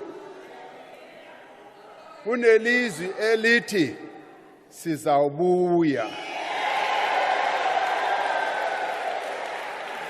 futhi sizawuthi masibuyile abantu bazothi ibuyile ngoba izoba ibuyile ngempela. Labo abangathi bayajabula uma ngithi this is the last State of the Nation address, bacabanga ukuthi asinawubuya, sizawubuya khona la kule ndawo. The last 5 years have been a period of recovery, rebuilding, and renewal. We have had to revitalize our economy after more than a decade of poor economic performance. We have had to rebuild our public institutions after the era of state capture. We have had to recover from a devastating global pandemic that caused great misery and hardship, that closed businesses and cost our nation many jobs and lives. And we have had to confront and overcome a debilitating electricity crisis that, despite significant improvement in recent months, continues to hold back our economy. We have come a long way in the last 5 years. We have built on the achievements of the last 3 decades, and we have taken decisive measures to address the immediate challenges facing South Africans. We have restored the independence and capability of our law enforcement agencies to tackle corruption and crime. We have worked to advance the rights of persons with disability. We took great pride in making South African Sign Language the 12th official language of our country. We have safeguarded and promoted the basic rights in our Constitution, such as freedom of speech, freedom of the press, association and belief. We have defended, yes, media freedom, and we have also defended the independence of the judiciary. We have protected and advanced the rights of members of the LGBTQI+ community and continue to combat all forms of prejudice and intolerance, and particularly also to people with albinism. We have made significant progress on measures to grow our economy, to create jobs, and to reduce poverty. While we have set in motion the process of renewal and reform, there is more work to be done to see these reforms through to the end. We will see the work that is underway and ensure that it goes ahead. Mishumo ye raithoma ka hei miṅwaha miṱanu I khou bvelela phanḓa, I ḓo dzula I tshi bvelela phanḓa. Leyo yonke le misebenzi esayiqala izawuqhubeka. Bayathanda noma abathandi izawuqhubeka. And working with our partners, we will be able to revive our economy. Yes, we will tackle and deal with the debilitating effects of load shedding, our ports and the logistics. We will continue to strengthen our law enforcement institutions, and we will continue to tackle gender-based violence and fight corruption to make South Africa a safe place for all. We will continue to strengthen local government. The initiatives that I spoke to will go ahead. We will professionalize the public service and increase the capacity of the state so that the state can serve our people better. And we will ensure, as the Auditor General has said, that we should hold those in office accountable, and there should be consequence management for those who do wrong things. We will continue to position our economy to grow and compete in a fast-changing world. And we will also support small businesses by providing funding, by providing resources to small and medium enterprises, and to give young people opportunities to thrive and to start their own businesses and to succeed, and to provide social protection to the vulnerable. We will continue the work to improve the country's fiscal position and hold firm to a sound macroeconomic trajectory. We will use the opportunities provided by the African Free Continental Trade Area to increase our trade and expand our industries. We will continue to protect workers' rights and improve their well-being in places of work and to make sure that our workers are well treated. We will continue to build an inclusive economy, focusing on the empowerment of black people and women, South Africans. Yes, we will intensify land reform and pursue a just energy transition that leaves no one behind. Fellow South Africans, as we celebrate these 30 years of freedom, we must remain steadfast in our commitment to our constitutional democracy and its promise for a better life. We should not give in to those who resist the responsibility that the Constitution places on us to correct the injustices of the past and fundamentally transform our economy and society. We must remind these people of the obligation that the Constitution places on the state to progressively realize the rights of everyone to housing, healthcare, food, water, social security, safety, and education. By the same measure, we should not allow anyone to diminish vital democratic institutions, to denigrate our judiciary, or to challenge the constitutional authority of this parliament. We should not give in to those who seek to divide our nation, to incite violence and undermine our democracy. As in the past, as in the future, the people of South Africa should stand together against any attempt to reverse the achievements of our democracy. As the chairperson of the Constitutional Assembly, I worked with many great leaders of our country to craft a constitution that truly reflects the will of South African people. As president, I see it as my primary duty to defend our constitution and to work every day to realize its promise.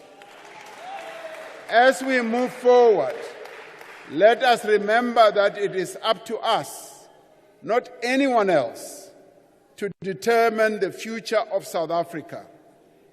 We are not passive observers of our history.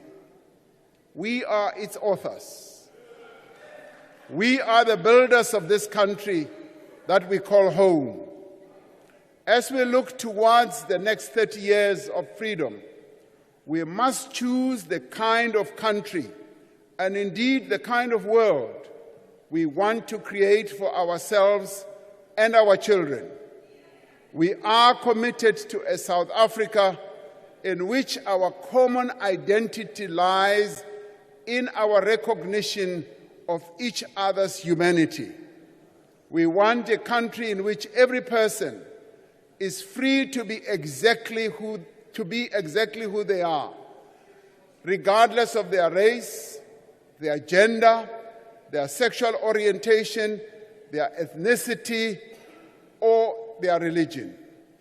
We want a country in which the same opportunities are available to every child, whether they are born in Sandton, in Mdantsane, in Sekhukhune, in Mitchell's Plain, or in Phoenix. We want a country in which the rule of law applies to everyone, no matter how wealthy they are or what position they hold. As we continue the journey towards making this vision a reality, we are inspired by democracy's children, by their energy, by their creativity and their enthusiasm. We are inspired by the young people who have carried our hopes onto the global stage with their music, with their dance. We are inspired by, yes, the Grammy Award winner who won the Grammy Award recently, like Tyler. We are inspired by Bafana Bafana. We are also inspired by the Springboks. Yes, they inspire us. As we mark the 30th anniversary of our freedom, we are reminded of the words of our President Nelson Mandela, who said that after climbing a great hill, one only finds that there are many more hills to climb. That is where we are. And he said, I have taken time to rest, to steal a view of the glorious vistas that surrounds me, to look back on the distance I have come. But I can rest only for a moment, for with freedom comes responsibilities, and I dare not linger, for my long walk is not yet ended. Washo uMandela wathi isende lendlela inde lendlela tsela ena e sampane le telle go tlameile hore re tsamaye tsela ena re a rata kapa re rate setse re le tseleng. While we have come far, yes, we still have a long way to go. Like Madiba, we must keep moving, always forward, always onwards, towards the country of our dreams, always believing that our victory is certain, because indeed it is certain. Ke a leboga na cancer ndialibua ikhensile ngiyabonga kubo bonke abantu balapha eMzansi Afrika Nilale kahle, ngiyabonga.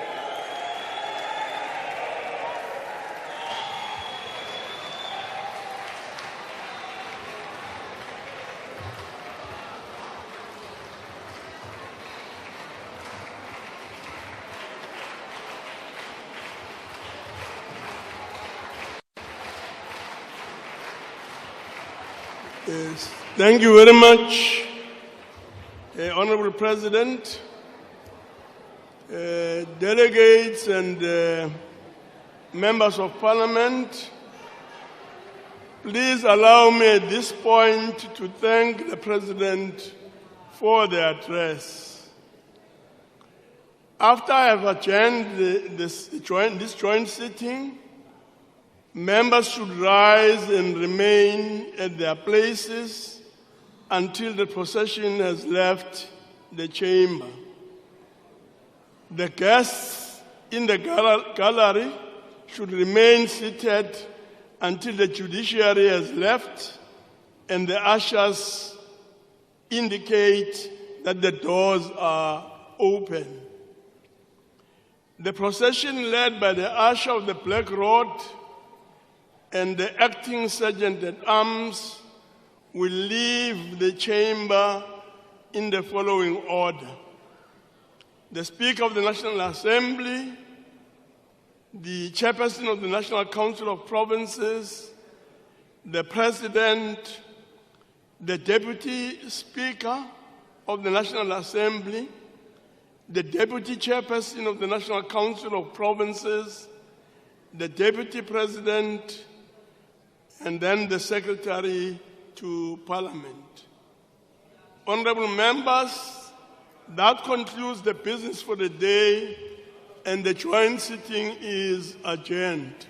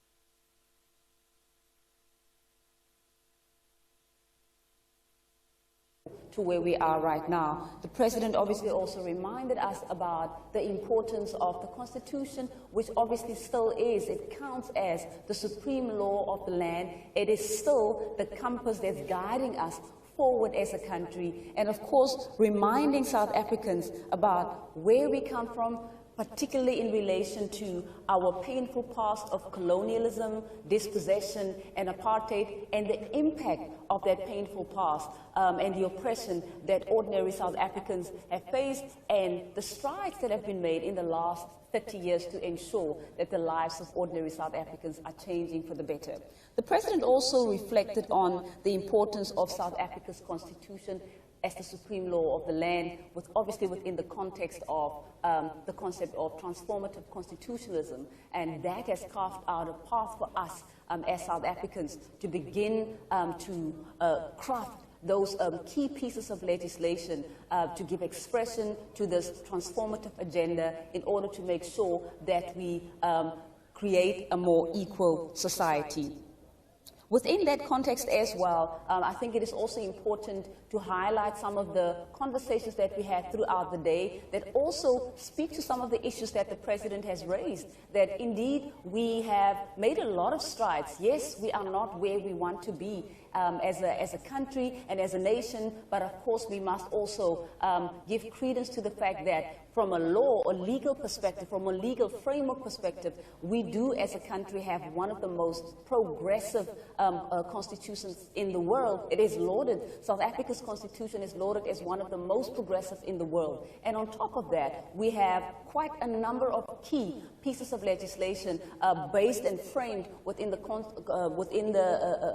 context of transformative constitutionalism and the Bill of Rights. And that has shaped our trajectory as a country, our 30-year trajectory to where we are right now. So there's so much more that still has to be done, but indeed we have come a very, very long way as a nation. But if we stand together, there's so much more for us that we can accomplish if we work together. And if we also talk about some of the things that have really impacted our trajectory, over and above the fact that we had these inherited inequalities from the past. We had an agenda. For example, if we look at the set of policies that have guided South Africa's trajectory from 1994, that is the RDP, the Reconstruction and Development Program, to the NDP to where we are right now. When we look at the series of policy constructs that have guided and shaped our trajectory in the last 30 years, we have indeed made major strides in that regard. And of course, we are an evolving a constitutional democracy. There's so many things along the way that may not have worked, but it's work in progress. Indeed, as the President has indicated, if we continue to work together, find solutions to the areas of concern, areas of weakness, areas where we need to build capacity, we will be able to reach, build that South Africa that all ordinary South Africans, aspire to have. Of course, we are now waiting for members to come out. Members are actually leaving the City Hall as we speak right now, and we will shortly begin to get those reactions from members of Parliament to hear their thoughts about what they think the President, about the key messages in the President's speech. The President also spoke about the impact of the global financial crisis and how that had impacted on the South African economy. Not only the South African economy, it also impacted on the global economy at large. And of course, that also affected the growth, the economic growth within the country, within the national context. And of course, we know that by 2018, we found ourselves as a country in a technical recession. And we know after 2018, in 2020, the COVID-19 pandemic hit. And when the pandemic hit, it also did further damages to our economy. And these are some of the things that have really, really hampered our ability to accelerate forward in terms of achieving the priorities and effectively implementing those priorities that we had set out as a country to implement. So basically, the President was talking about, acknowledging that there's a lot that, that we have achieved, but he was also not sugarcoating the challenges that we do have as a country, acknowledging that indeed much more still needs to be done. But as has been said by many academics and thought leaders as well, it is not possible to repeal or to bring about the kind of change that ordinary South Africans want to see in 30 years as compared to what South Africa has experienced in terms of, if we reflect on the impact of colonialism, more than 300 years of colonialism, as well as this land dispossession, as well as, widespread abuses, human rights abuses, oppression, the divisions that we are still experiencing as a country right now, with more emphasis on the structure of the economy and some of the key issues that the President also spoke to with regards to, economic transformation, it's the imperative of ensuring that the economy is restructured. And we know that the president has been having these the summits, the investment summits, where he has been raising money to ensure that that money is then strategically plowed into key priority sectors to ensure that we begin to restructure the economy. We also know that in the last few years, particularly in the last two sonars ago, the president spoke about, he announced the red tape program, where he put a special team together to ensure that they begin to deal with issues that make it difficult for small business and medium-sized businesses to come into the mainstream economy. So, of course, yes, there is a lot that still has to be done in relation to, dealing with those challenges that speak to, key constraints in the economy, and also addressing issues that relate to, not just the current structure of the economy, but ensuring that we deal with issues that relate to monopolies and concentration within the economy to ensure that more South Africans can come into the mainstream economy. We are still waiting for members to leave the chamber right now. We do have someone on standby, and we are crossing over to Tsepo now, who is getting some reactions for us.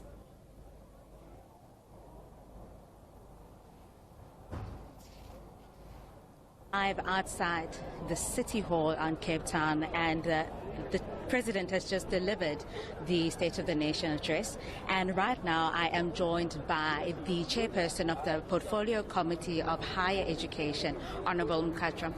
Honorable Mkhatshwa, what are your thoughts and your remarks on the hashtag CERNA 2024? Good evening to all the citizens that are back home. And I really want to appreciate the angle that President took this evening with the State of the Nation Address 2024 in reminding us how far we've come as the Sixth Administration. We're all aware that this is the last State of the Nation Address of the Sixth Administration. And for me as a young person who's 30, under 35, it's been an absolute honor serving in this Sixth Administration. I mean, I've served on the Committee of Higher Education, Science and Innovation, and the President reflected briefly today on the strides we've made in terms of increasing access to to education and training, right? And the deliberate investment that government has made in education and training. And towards the end, the President says, well, the race is long. It's a marathon, right? And that is true. There's a lot that we've been able to do with increased access through NSFAS. All young people coming from a household with an income bracket of 350,000 Rand and below go to school for free, go to tertiary for free, be it a TVET college, be it a university for free. Have we had challenges with administering NSFAS? Absolutely. And that's what happens. It's almost like growing pains, right? So you increase access to basic education. That creates a demand for higher education. You say, well, okay, let's give free education. And then you have to ready yourself to administer that process. And so the emphasis the President makes around good governance and administration and management in our institutions is also very important to do away with corruption. For as long as we have corrupt governors within our institution and managers in our institutions, we will not reach that of which we're trying to achieve through these progressive policies. So there's a lot that the President has captured, reflection on where we've come, reiterating that of which we've committed ourselves to, and acknowledging that there's a whole lot more that we still need to do going into the future. I know you were part of the hashtag Fees Must Fall, and from there we have come a long way. So I just want to know, what is it that government is practically implementing to ensure that we combat corruption, we ensure that there is education for everyone, there's resources, there's opportunities for graduates that leave and go and want to pursue their careers? Yeah, the accountability ecosystem that the AG often refers to, and how it being strengthened is so important, is what we're doing, right? So closer relations between how the AG works and how we work as committees, how SCOPA, for example, works in relation to us, trying to close those synergies, right? when NSFAS was coming out of administration, we as a portfolio committee wanted to put it under a commission of inquiry because we were so concerned with the amount of issues that were coming out of NSFAS. We put it on halt because the board that was coming in at that point in time asked that, we afford them some time to familiarize themselves with the institution, do their own investigations and so forth. The SIU also came in, or was present in doing their own investigations, and so we didn't also want to duplicate government efforts and funds. Where if SIU is doing an investigation, then we can wait for the SIU to conclude its work and see what we do from there, and look at their recommendations and see what we do from there. So those are some of the interventions that are being put in place to deal with the maladministration that we're seeing. Constant oversight. Sometimes I know the executive feels like it's mandate creep, overreaching. But what are we supposed to do when citizens are concerned with how their money is being used, right? So we've been very close to NSFAS. This coming week, they're coming to us to present to us the Waxman's report relating to some of the allegations around the previous CEO, and then now we have the issues of the board chairperson, and that also is going to be put under investigation. And what we want is the investigations not to prolong. They must be within time, right, so that we can find solutions, right, so that there are outcomes and we know how to move forward. So literally cracking the whip and following the money, and sometimes being a nuisance to the executive, but it's important because it's not someone's money, it's not my money, it's not your money, it's the people's money, and so we need to make sure that it does what it's meant to do. Absolutely. Thank you so much for those remarks. Thank you. So we're still live outside the City Hall, and I have Honorable Singh. Please come and join us. Come through. So the President has just delivered the SONA address, and I just want to know, what are your thoughts on some of the achievements that he highlighted, how he flagged some of the downfalls of government, and how he presented some of the implementations that government plans to ensue? Well, the achievements that the President has highlighted are laudable. But you see, there's a saying that you don't praise a fish for swimming. It is the role of government, especially a political party which has been in government for the last 30 years, to have done exactly what he said. But we still believe that it could have been done better. And why we say that, because the President himself has admitted there are lots of things that we still need to do. And that permeated his speech, still need to do. And the question we have to ask ourselves, is this political party that's leading government the right party to still do same old over the next 30 years? And the answer to that is no. I think there's time for change. It's time the ANC and the ruling party begin to realize that there are other partners that they should work with. If they come back with a sizable majority, work with in ensuring that there are checks and balances in government. Insofar as the issue of corruption is concerned, it's well and good to blame 10 years of corruption and what happened and who did what. But ask yourselves, you always look in the mirror and ask the person in the mirror, who was there during that time? It was not one individual, but it was the political party leadership that were directly or indirectly involved to allow this kind of thing to continue. So let us not allow the President to distance himself from some of the wrongs that have happened, because I think he must take accountability as well. Thank you so much for those reviews. So we have some differentiating remarks here, some different ideas about what SONA address and all the promises that have been made over the past 30 years of democracy. And right now I have the honor of Minister Zulu. Thank you so much for joining us, ma'am. So the President, absolutely, the President has delivered SONA 2024. He has highlighted some achievements, flagged some downfalls, and has shared with the nation, in fact, that, this is what we plan to do. Please let us know what you think and what your thoughts are. Thank you very much. Firstly, I like the fact that the President covered the topic of the 30 years of democracy and covered what good has been done in the period of democracy, but also rightfully spoke to the challenges, and he went at length to speak about corruption and the need for us to fight corruption. He went at length. In fact, he almost made a call to South Africans to almost be the watchdogs against crime, against corruption, against some of the things that happened in the past 30 years that really took us back instead of taking us forward. But I also think the president gave us future scenarios of what kind of a South Africa do we want and what is it that we need to do to build that South Africa, from infrastructure development to health to education and to the rest of the things that really matter to true South Africans. Minister, talking about change, a lot of people have been saying that 2024 is the 1994 of this generation. What kind of change do you think you will see in terms of the elections that will happen this year? And how is the government going to better things and ensure that resources and opportunities get to the people that have put them in these positions? 2024 can never be like a 1994.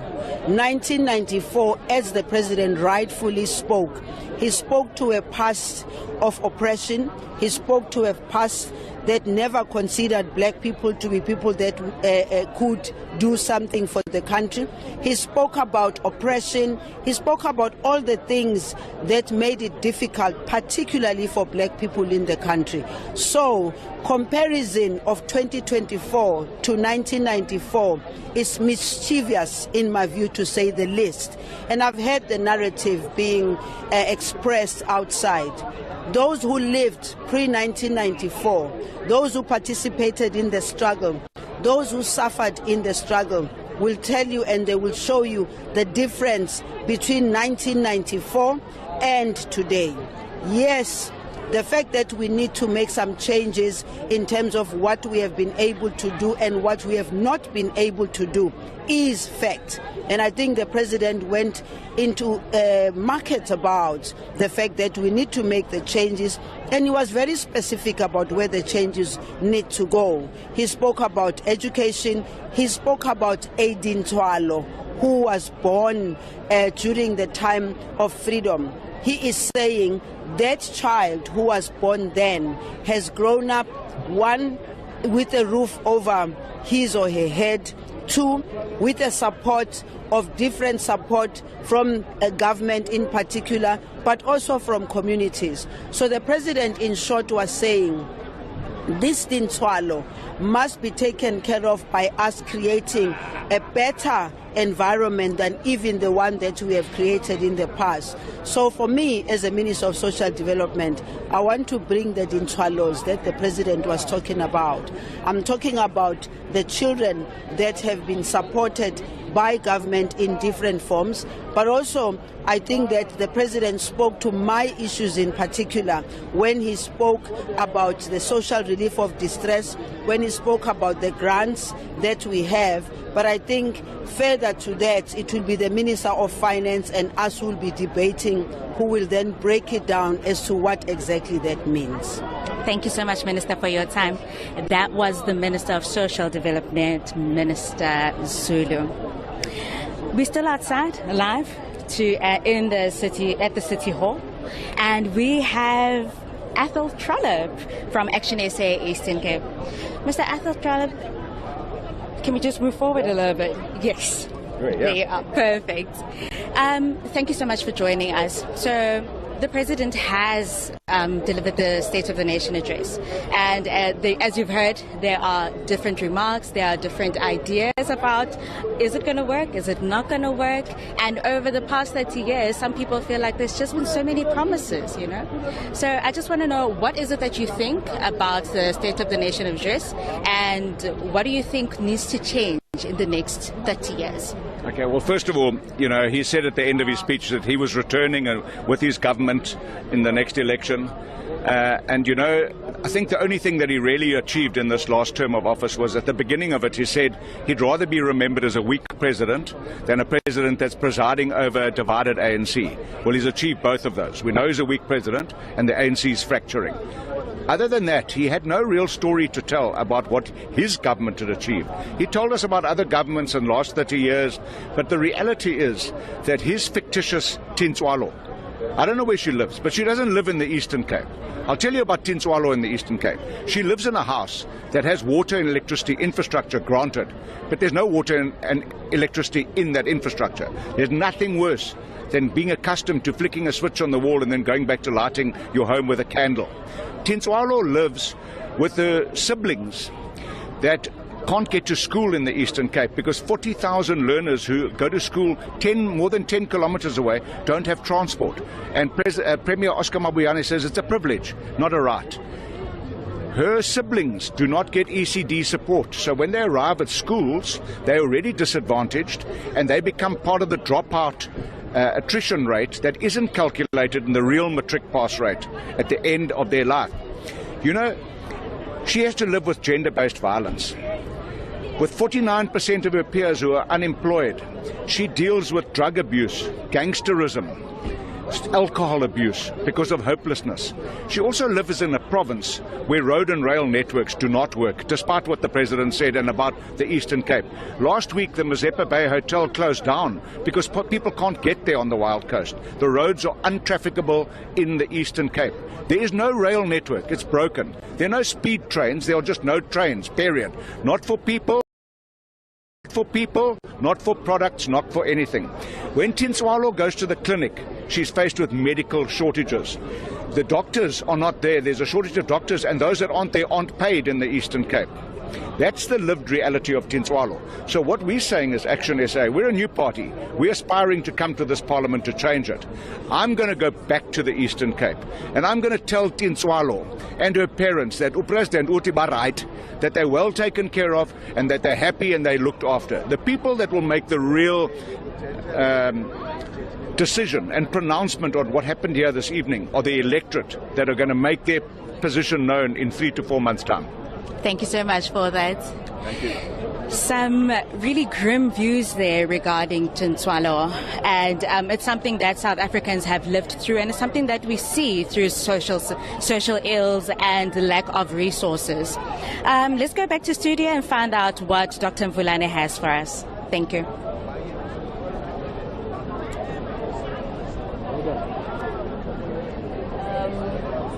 Members are still giving their reactions about the president's speech, but I think let's go back and further unpack some of the key issues that the president has spoken to in his speech.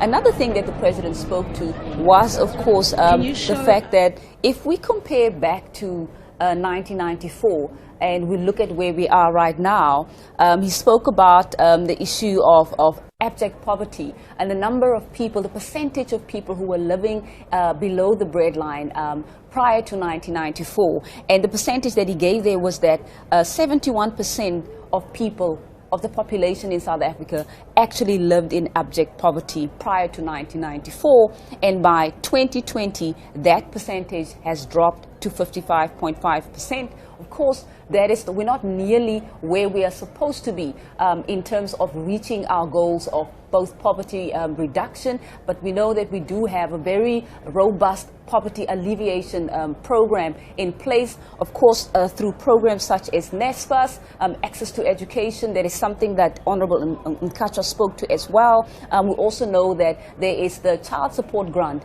which prior to 1994 was not available to children, particularly children, African and black children did not have access to that grant. We know that it was also a race-based accessibility was based on race, and the majority of those who benefited from it was actually not African and black and marginalized children.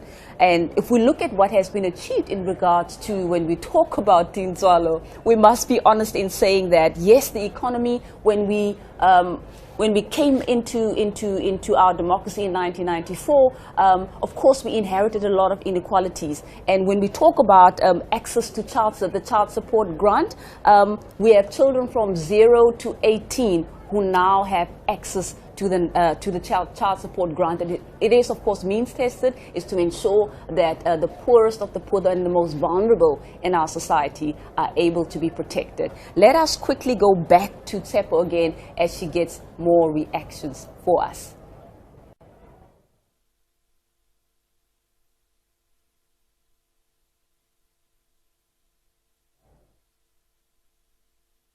Address that the president has delivered.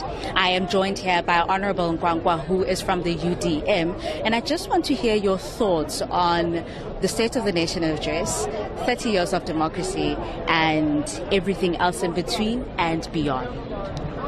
Well, firstly, for us, it was a campaign speech that went horribly wrong for the president. He tried to use the SONA to launch the ANC's election campaign. Hence, the speech was lacking in detail. In fact, he tried to give an account of what was done in the past 5 years. He actually sugarcoated it. They did not own up or take responsibility rather for the failures of their government and for the fact that South Africa finds itself in this quagmire primarily because of the failures and the mismanagement of the ANC, particularly of the economy. For example, they speak about load shedding as if it's something that fell as manna from heaven or that they inherited from elsewhere when they are responsible for that problem, and they still do not know how to resolve load shedding. All the time, his solution when it comes to dealing with load shedding has to do with privatizing energy. If you privatize energy, you lose your sovereignty and your independence, because those who supply you with energy can manipulate your economy anytime and create instability by manipulating the supply of energy. That's all they need to do to change government. The second issue has to do with the fact that he made a laundry list of promises that he has made many times before. I felt like I was listening to President Zuma at one point. Another point I felt like was listening to former President Thabo Mbeki. Remember, he had apex priorities. Remember, there were 24. Same thing. But the problem is no implementation. The other problem is he mentions random programs, infrastructure. So we are going to build a bridge. But if it's an infrastructure-led growth strategy, you must tell us how that is going to help us to reduce unemployment, help us to eradicate poverty in our country. How are we going to make sure that we create jobs via that strategy, and how it's going to be funded? From what I'm getting right now, the underlying issue is implementation. So 2024 is the election year. Yeah. What do you think should change? Firstly, you're asking me for the UDM manifesto, which is nice. What must change is actually we understand what the problems of the country are. You need to actually make sure that you deal with the socio-economic challenges facing the country. That way you must be clear about your growth strategy, how it's going to be anchored, the issues of energy constraints which have been facing the country for a long time would have to be addressed, because you can't grow the economy without addressing that. The issue of port efficiency, by the way, if you go back and you read Asgisa, you will see they were talking about the port efficiency story. But more than 20 years later, we are sitting in a worse off position than we were before. So you need to address all the challenges facing the country, because if you deal with socio-economic issues, then you'll be able to a large extent to address opportunistic crime incidents that take place, violent crimes such as cash and tides and heists. You have hardcore criminals, obviously, and others engage in crime out of desperation and because they're hungry. So you need to know exactly what kind of country and what your strategy when it comes to geostrategic issues is going to be, and whether your strategy will help you to address your economic needs in the country. There must be a balance between the two, and not be Father Christmas. That includes the African continent. Thank you so much for those views. So from what I'm getting there, implementation is a huge problem. So right now I am joined by the Chief Whip of the DA, Honorable Kgarube. Honorable Kgarube, the president has spoken. He has delivered his speech. He has highlighted some achievements, flagged some shortfalls here and there, and showed and shared with the nation that these are our plans in terms of implementation and ensuring that resources are received and each and every South African that walks on this earth has what they need. What are your thoughts? I thought it was quite interesting that the president did not confine himself to just the period in review as we are nearing the end of the term, and he decided to do a 30-year review of our democracy. And I think that was, and without being cynical, I think that was deliberate, because I think that the president was going to be hard-pressed to find some tangible, concrete examples of delivery, of improvement of the lives of South Africans. I think objectively South Africans understand that their life is far worse off today than it was in 2019. We know that corruption has worsened. We know that 30 million people are living in poverty in South Africa when 5 million people are dying of hunger. South Africa is not a poor country. No one should be going to bed hungry or be dying of hunger. We also know that 7 out of 10 young people are unemployed. These are objective things that have gone wrong in our country. For me, it would have been a lot more palatable had the president had an honest reflection to say we started off in our quest for democracy. We came in, we started the first 10 years well, but things derailed and things went wrong. And many among us really betrayed the people of South Africa. And so here we are today. And so I thought that it was a dishonest reflection. I thought that the creative mathematics was a way of deflection, and also as a way of almost emotionally blackmailing South Africans to say we brought you freedom, now it's a high time for you to pay us back and cast a vote again. And so we do welcome, though, the extension of the SRD grant. We think that the SRD grant is an important feature of being able to keep South Africans from out of poverty. It's not an investment, as the president said and lauded. A real investment would be to be putting people into jobs and making sure that they're able to live a life of dignity and provide for their families. And so overall, it was a disappointment. I thought that he missed an opportunity to give a true reflection and almost come to South Africans and say, this is where we went wrong. This is an honest reflection, because we know that you know where we've gone wrong. Every time you try and put your lights on, you know we've gone wrong. Every time you try and switch on your tap, you know we've gone wrong. And so to almost gloss over some of the things that South Africans are feeling and experiencing every day was a rather dishonest and disappointing take.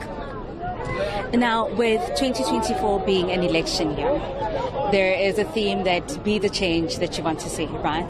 What are some of the changes that you think South Africans should consider when they go to that vote ballot and they place their votes? I think, first of all, I do want to plead with South Africans to say to them, do not outsource your future to people who don't have as much skin in the game as you. And that this chance that we still have, a small window of opportunity to register, young people in particular must register so that they may be able to vote.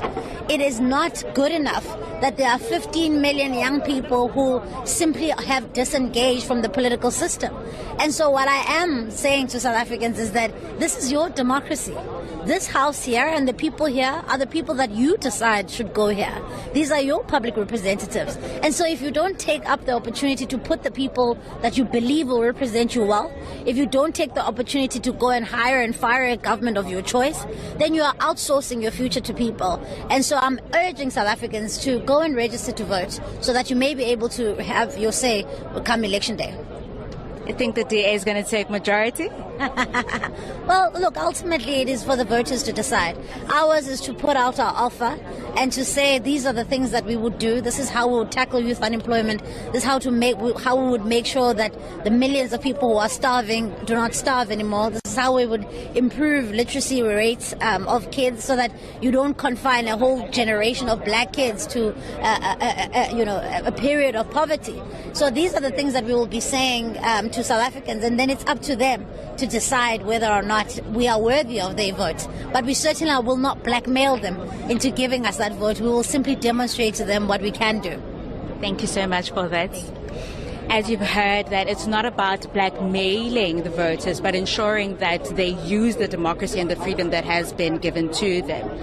As I think it's time that we go to the studio. Let's see what Dr. Bulani has for us while we catch other members outside here at the City Hall in Cape Town. Thank you.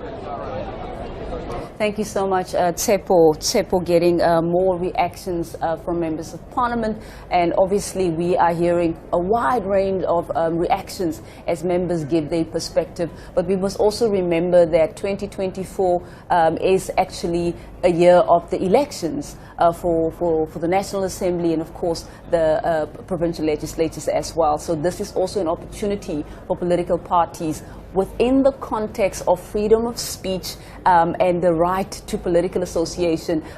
Members of parliament have got the right, obviously to speak their minds in relation to where the country is going. And this is also an opportunity for everyone, including, the majority party as well, to talk about the work that it has done to take the country forward. And of course, as we know, the opposition parties will play their role in terms of ensuring, and they will fulfill their own mandate as well, and that is to reposition themselves within the current context of a looming elections somewhere between May and August of this year.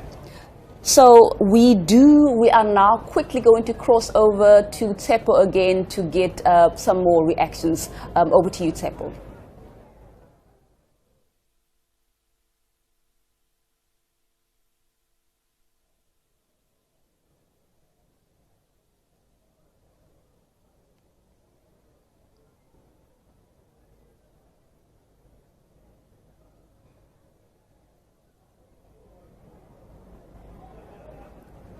So as we wait for Tsepo to get more reactions, of course, we must also remember where we are finding ourselves, the current context that we're finding ourselves in. 2024 is indeed, we must be reminded, it is an electioneering year. It is a year for parties to actually go out. This is a year that is actually viewed as probably the most contested, I beg your pardon, elections that we've had in the last 30 years of our democracy. I believe Tsepo is ready for us. Tsepo, over to you.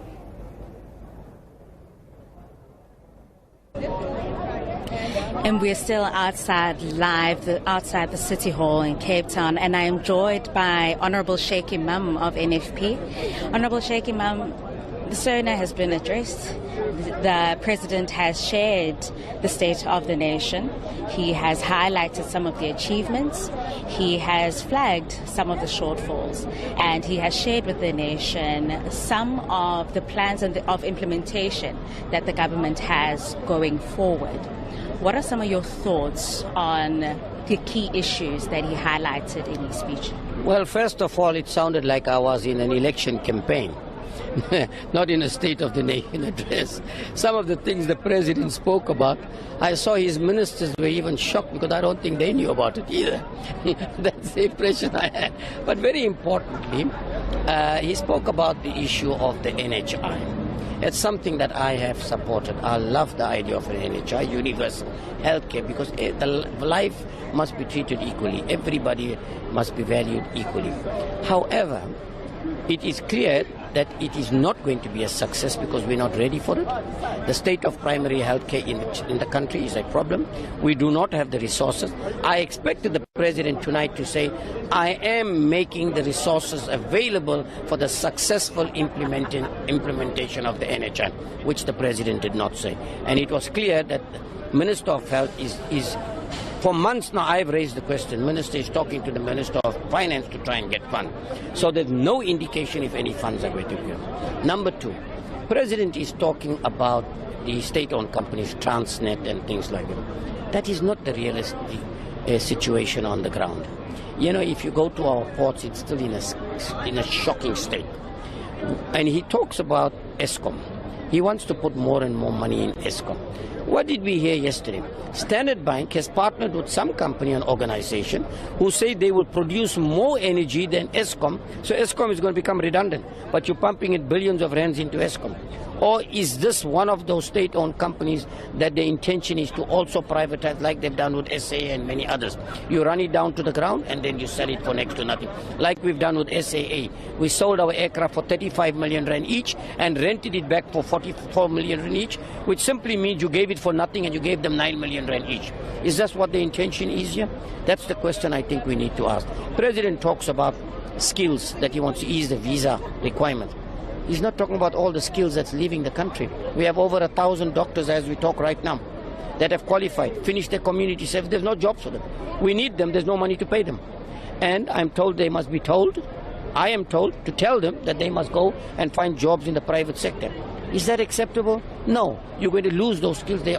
So in other words, you're going to be taking taxpayers' money, hundreds of millions of them, spending it to train these doctors and everybody else, and other country is going to benefit from them. Does it make sense? It doesn't. President talks about dropouts have reduced. I don't know where he gets this from. Probably in another planet, I must be honest with you. As far as I'm concerned, 1 in 2 children who start school in grade 1 don't finish grade 12. 60% of them drop out in grade 10. But more importantly, the balance of them that go to TVET colleges, 60% of them drop out in the first year. And the balance of them, 30% fail maths in the first year and drop out too. That's how bad the situation is. We need education, yes. I appreciate the fact that we are providing education, free education to some extent, or to a large extent. But what the emphasis should be on quality education. And that's what we're not doing. Thank you so much for that, Ruiz. We are done here at the City Hall. The President has delivered the State of the Nation address. We have had some remarks, we've had some thoughts, mixed reviews. Thank you so much for watching Parliament TV. For any more information, please do visit www.parliament.gov.za. Thank you so much. I am Sepo Mori. Good night. There we have it. The President has delivered his final speech of the 6th dispensation.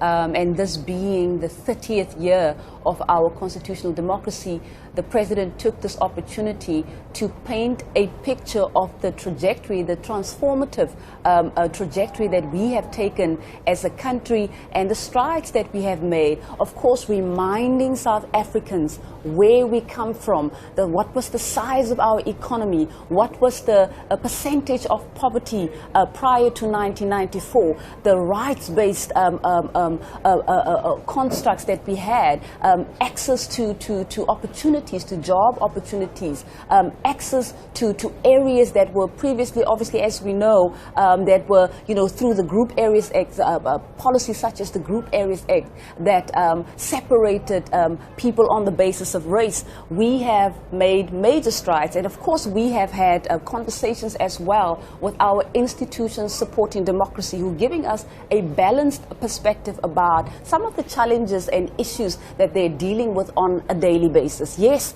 it has been a 30-year trajectory. Yes, we have not reached the milestones that we thought that we were going to reach. And the President was quite frank about some of the challenges that we really need to actually focus on and zone in on. And one of those challenges are, of course, the issue of capacity. The President also spoke about the issue of ensuring the commitment to ensure that there is support that is put in place to capacitate local government. And of course, if we then line that up, if we look, we position that next to the work that has been done by our Chapter 9s, like the AG's office, like the FFC, and various other Chapter 9 institutions who are playing a key role in terms of ensuring that they are capacitating local government, and of course the broader state machinery. A lot of work is currently underway to address these issues. So of course the issue of capacity, as has been highlighted by the President, as a critical issue to be addressed. And we know, of course, there is also this district development model that has been put in place, and the district development model, as the President has indicated, is a program or a mechanism, a planning mechanism that is now enabling Parliament, not only Parliament, but the 3 spheres of government to plan together in order to address the planning disjunctures, to ensure that when National puts plans in place, place that there is engagement with province and with local government as well, but doing it in a bottom-up process. And of course, the president also spoke about, for example, access to housing. Prior to 1994, many South Africans did not find themselves, they found themselves actually living in huts, in mud huts, and many of those structures were actually very inhumane structures. And where we are right now, by 10 years into our democracy, just by, I suppose by 2022, if my memory serves me right, we had government had delivered hundreds and thousands of houses to the poorest of the poor in the form of the RDP houses, which obviously they would not have been able to build for themselves. Another very important point that the president made is the package, the social services package that has been made available to the poorest of the poor in the form of, number one, people who cannot afford to send their children to universities. They've got access to the NSFAS, and they, of course, are able to get there in large. They're able to access that free education. Two, there's also the child support grant. The child support grant, while it is means-tested, it is a critical poverty alleviation grant that enables parents who cannot afford to provide, to put food on the table, to at least have something. And of course, as we know, just like the SRD grant, all of these grants, they also, it is to a certain extent, and economists have also agreed that it is an investment because whatever is being spent goes back into the economy.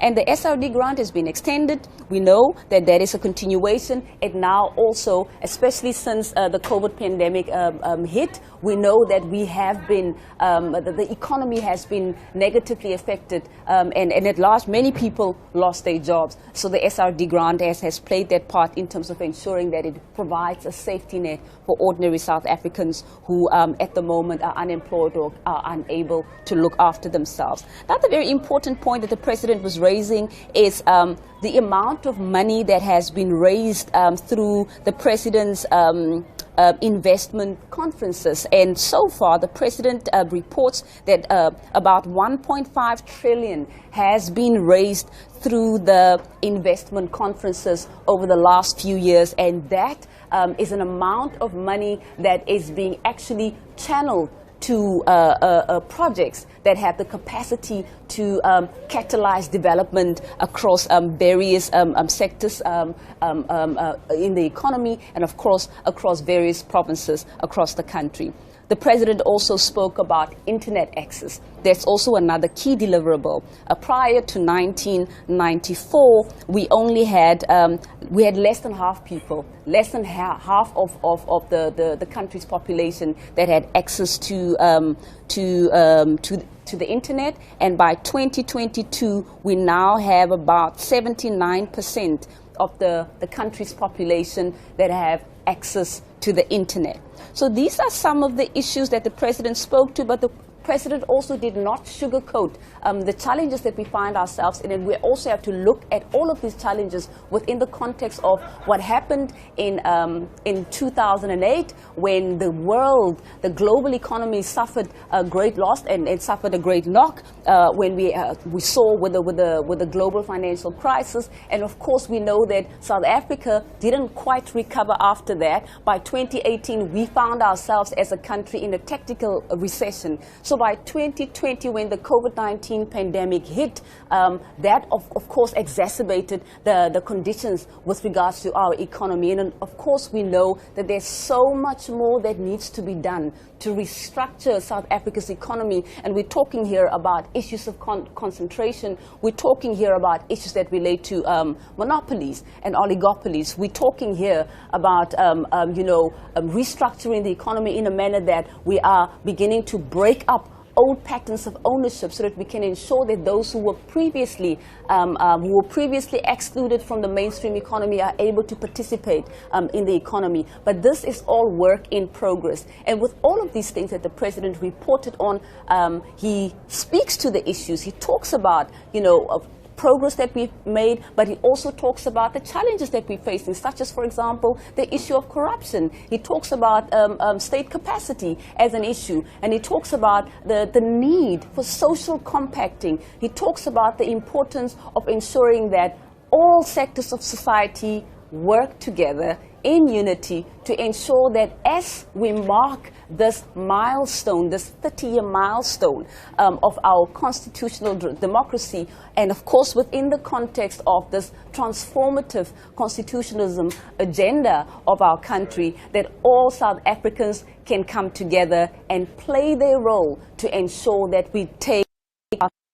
forward. With that said, we are looking forward to the debate next week. The SONA debate will be taking place on Tuesday and on Wednesday, and on Thursday the State President will be giving his reply. With that said, thank you very much for staying with us throughout the day as we build up to this final State of the Nation address of the 6th dispensation. We look forward to the debates next week. Do tune in. We will be coming to you live again at 8 o'clock on Tuesday as we build up to the State of the Nation debate. And thank you so much for staying with us. Have a fantastic and a wonderful evening further.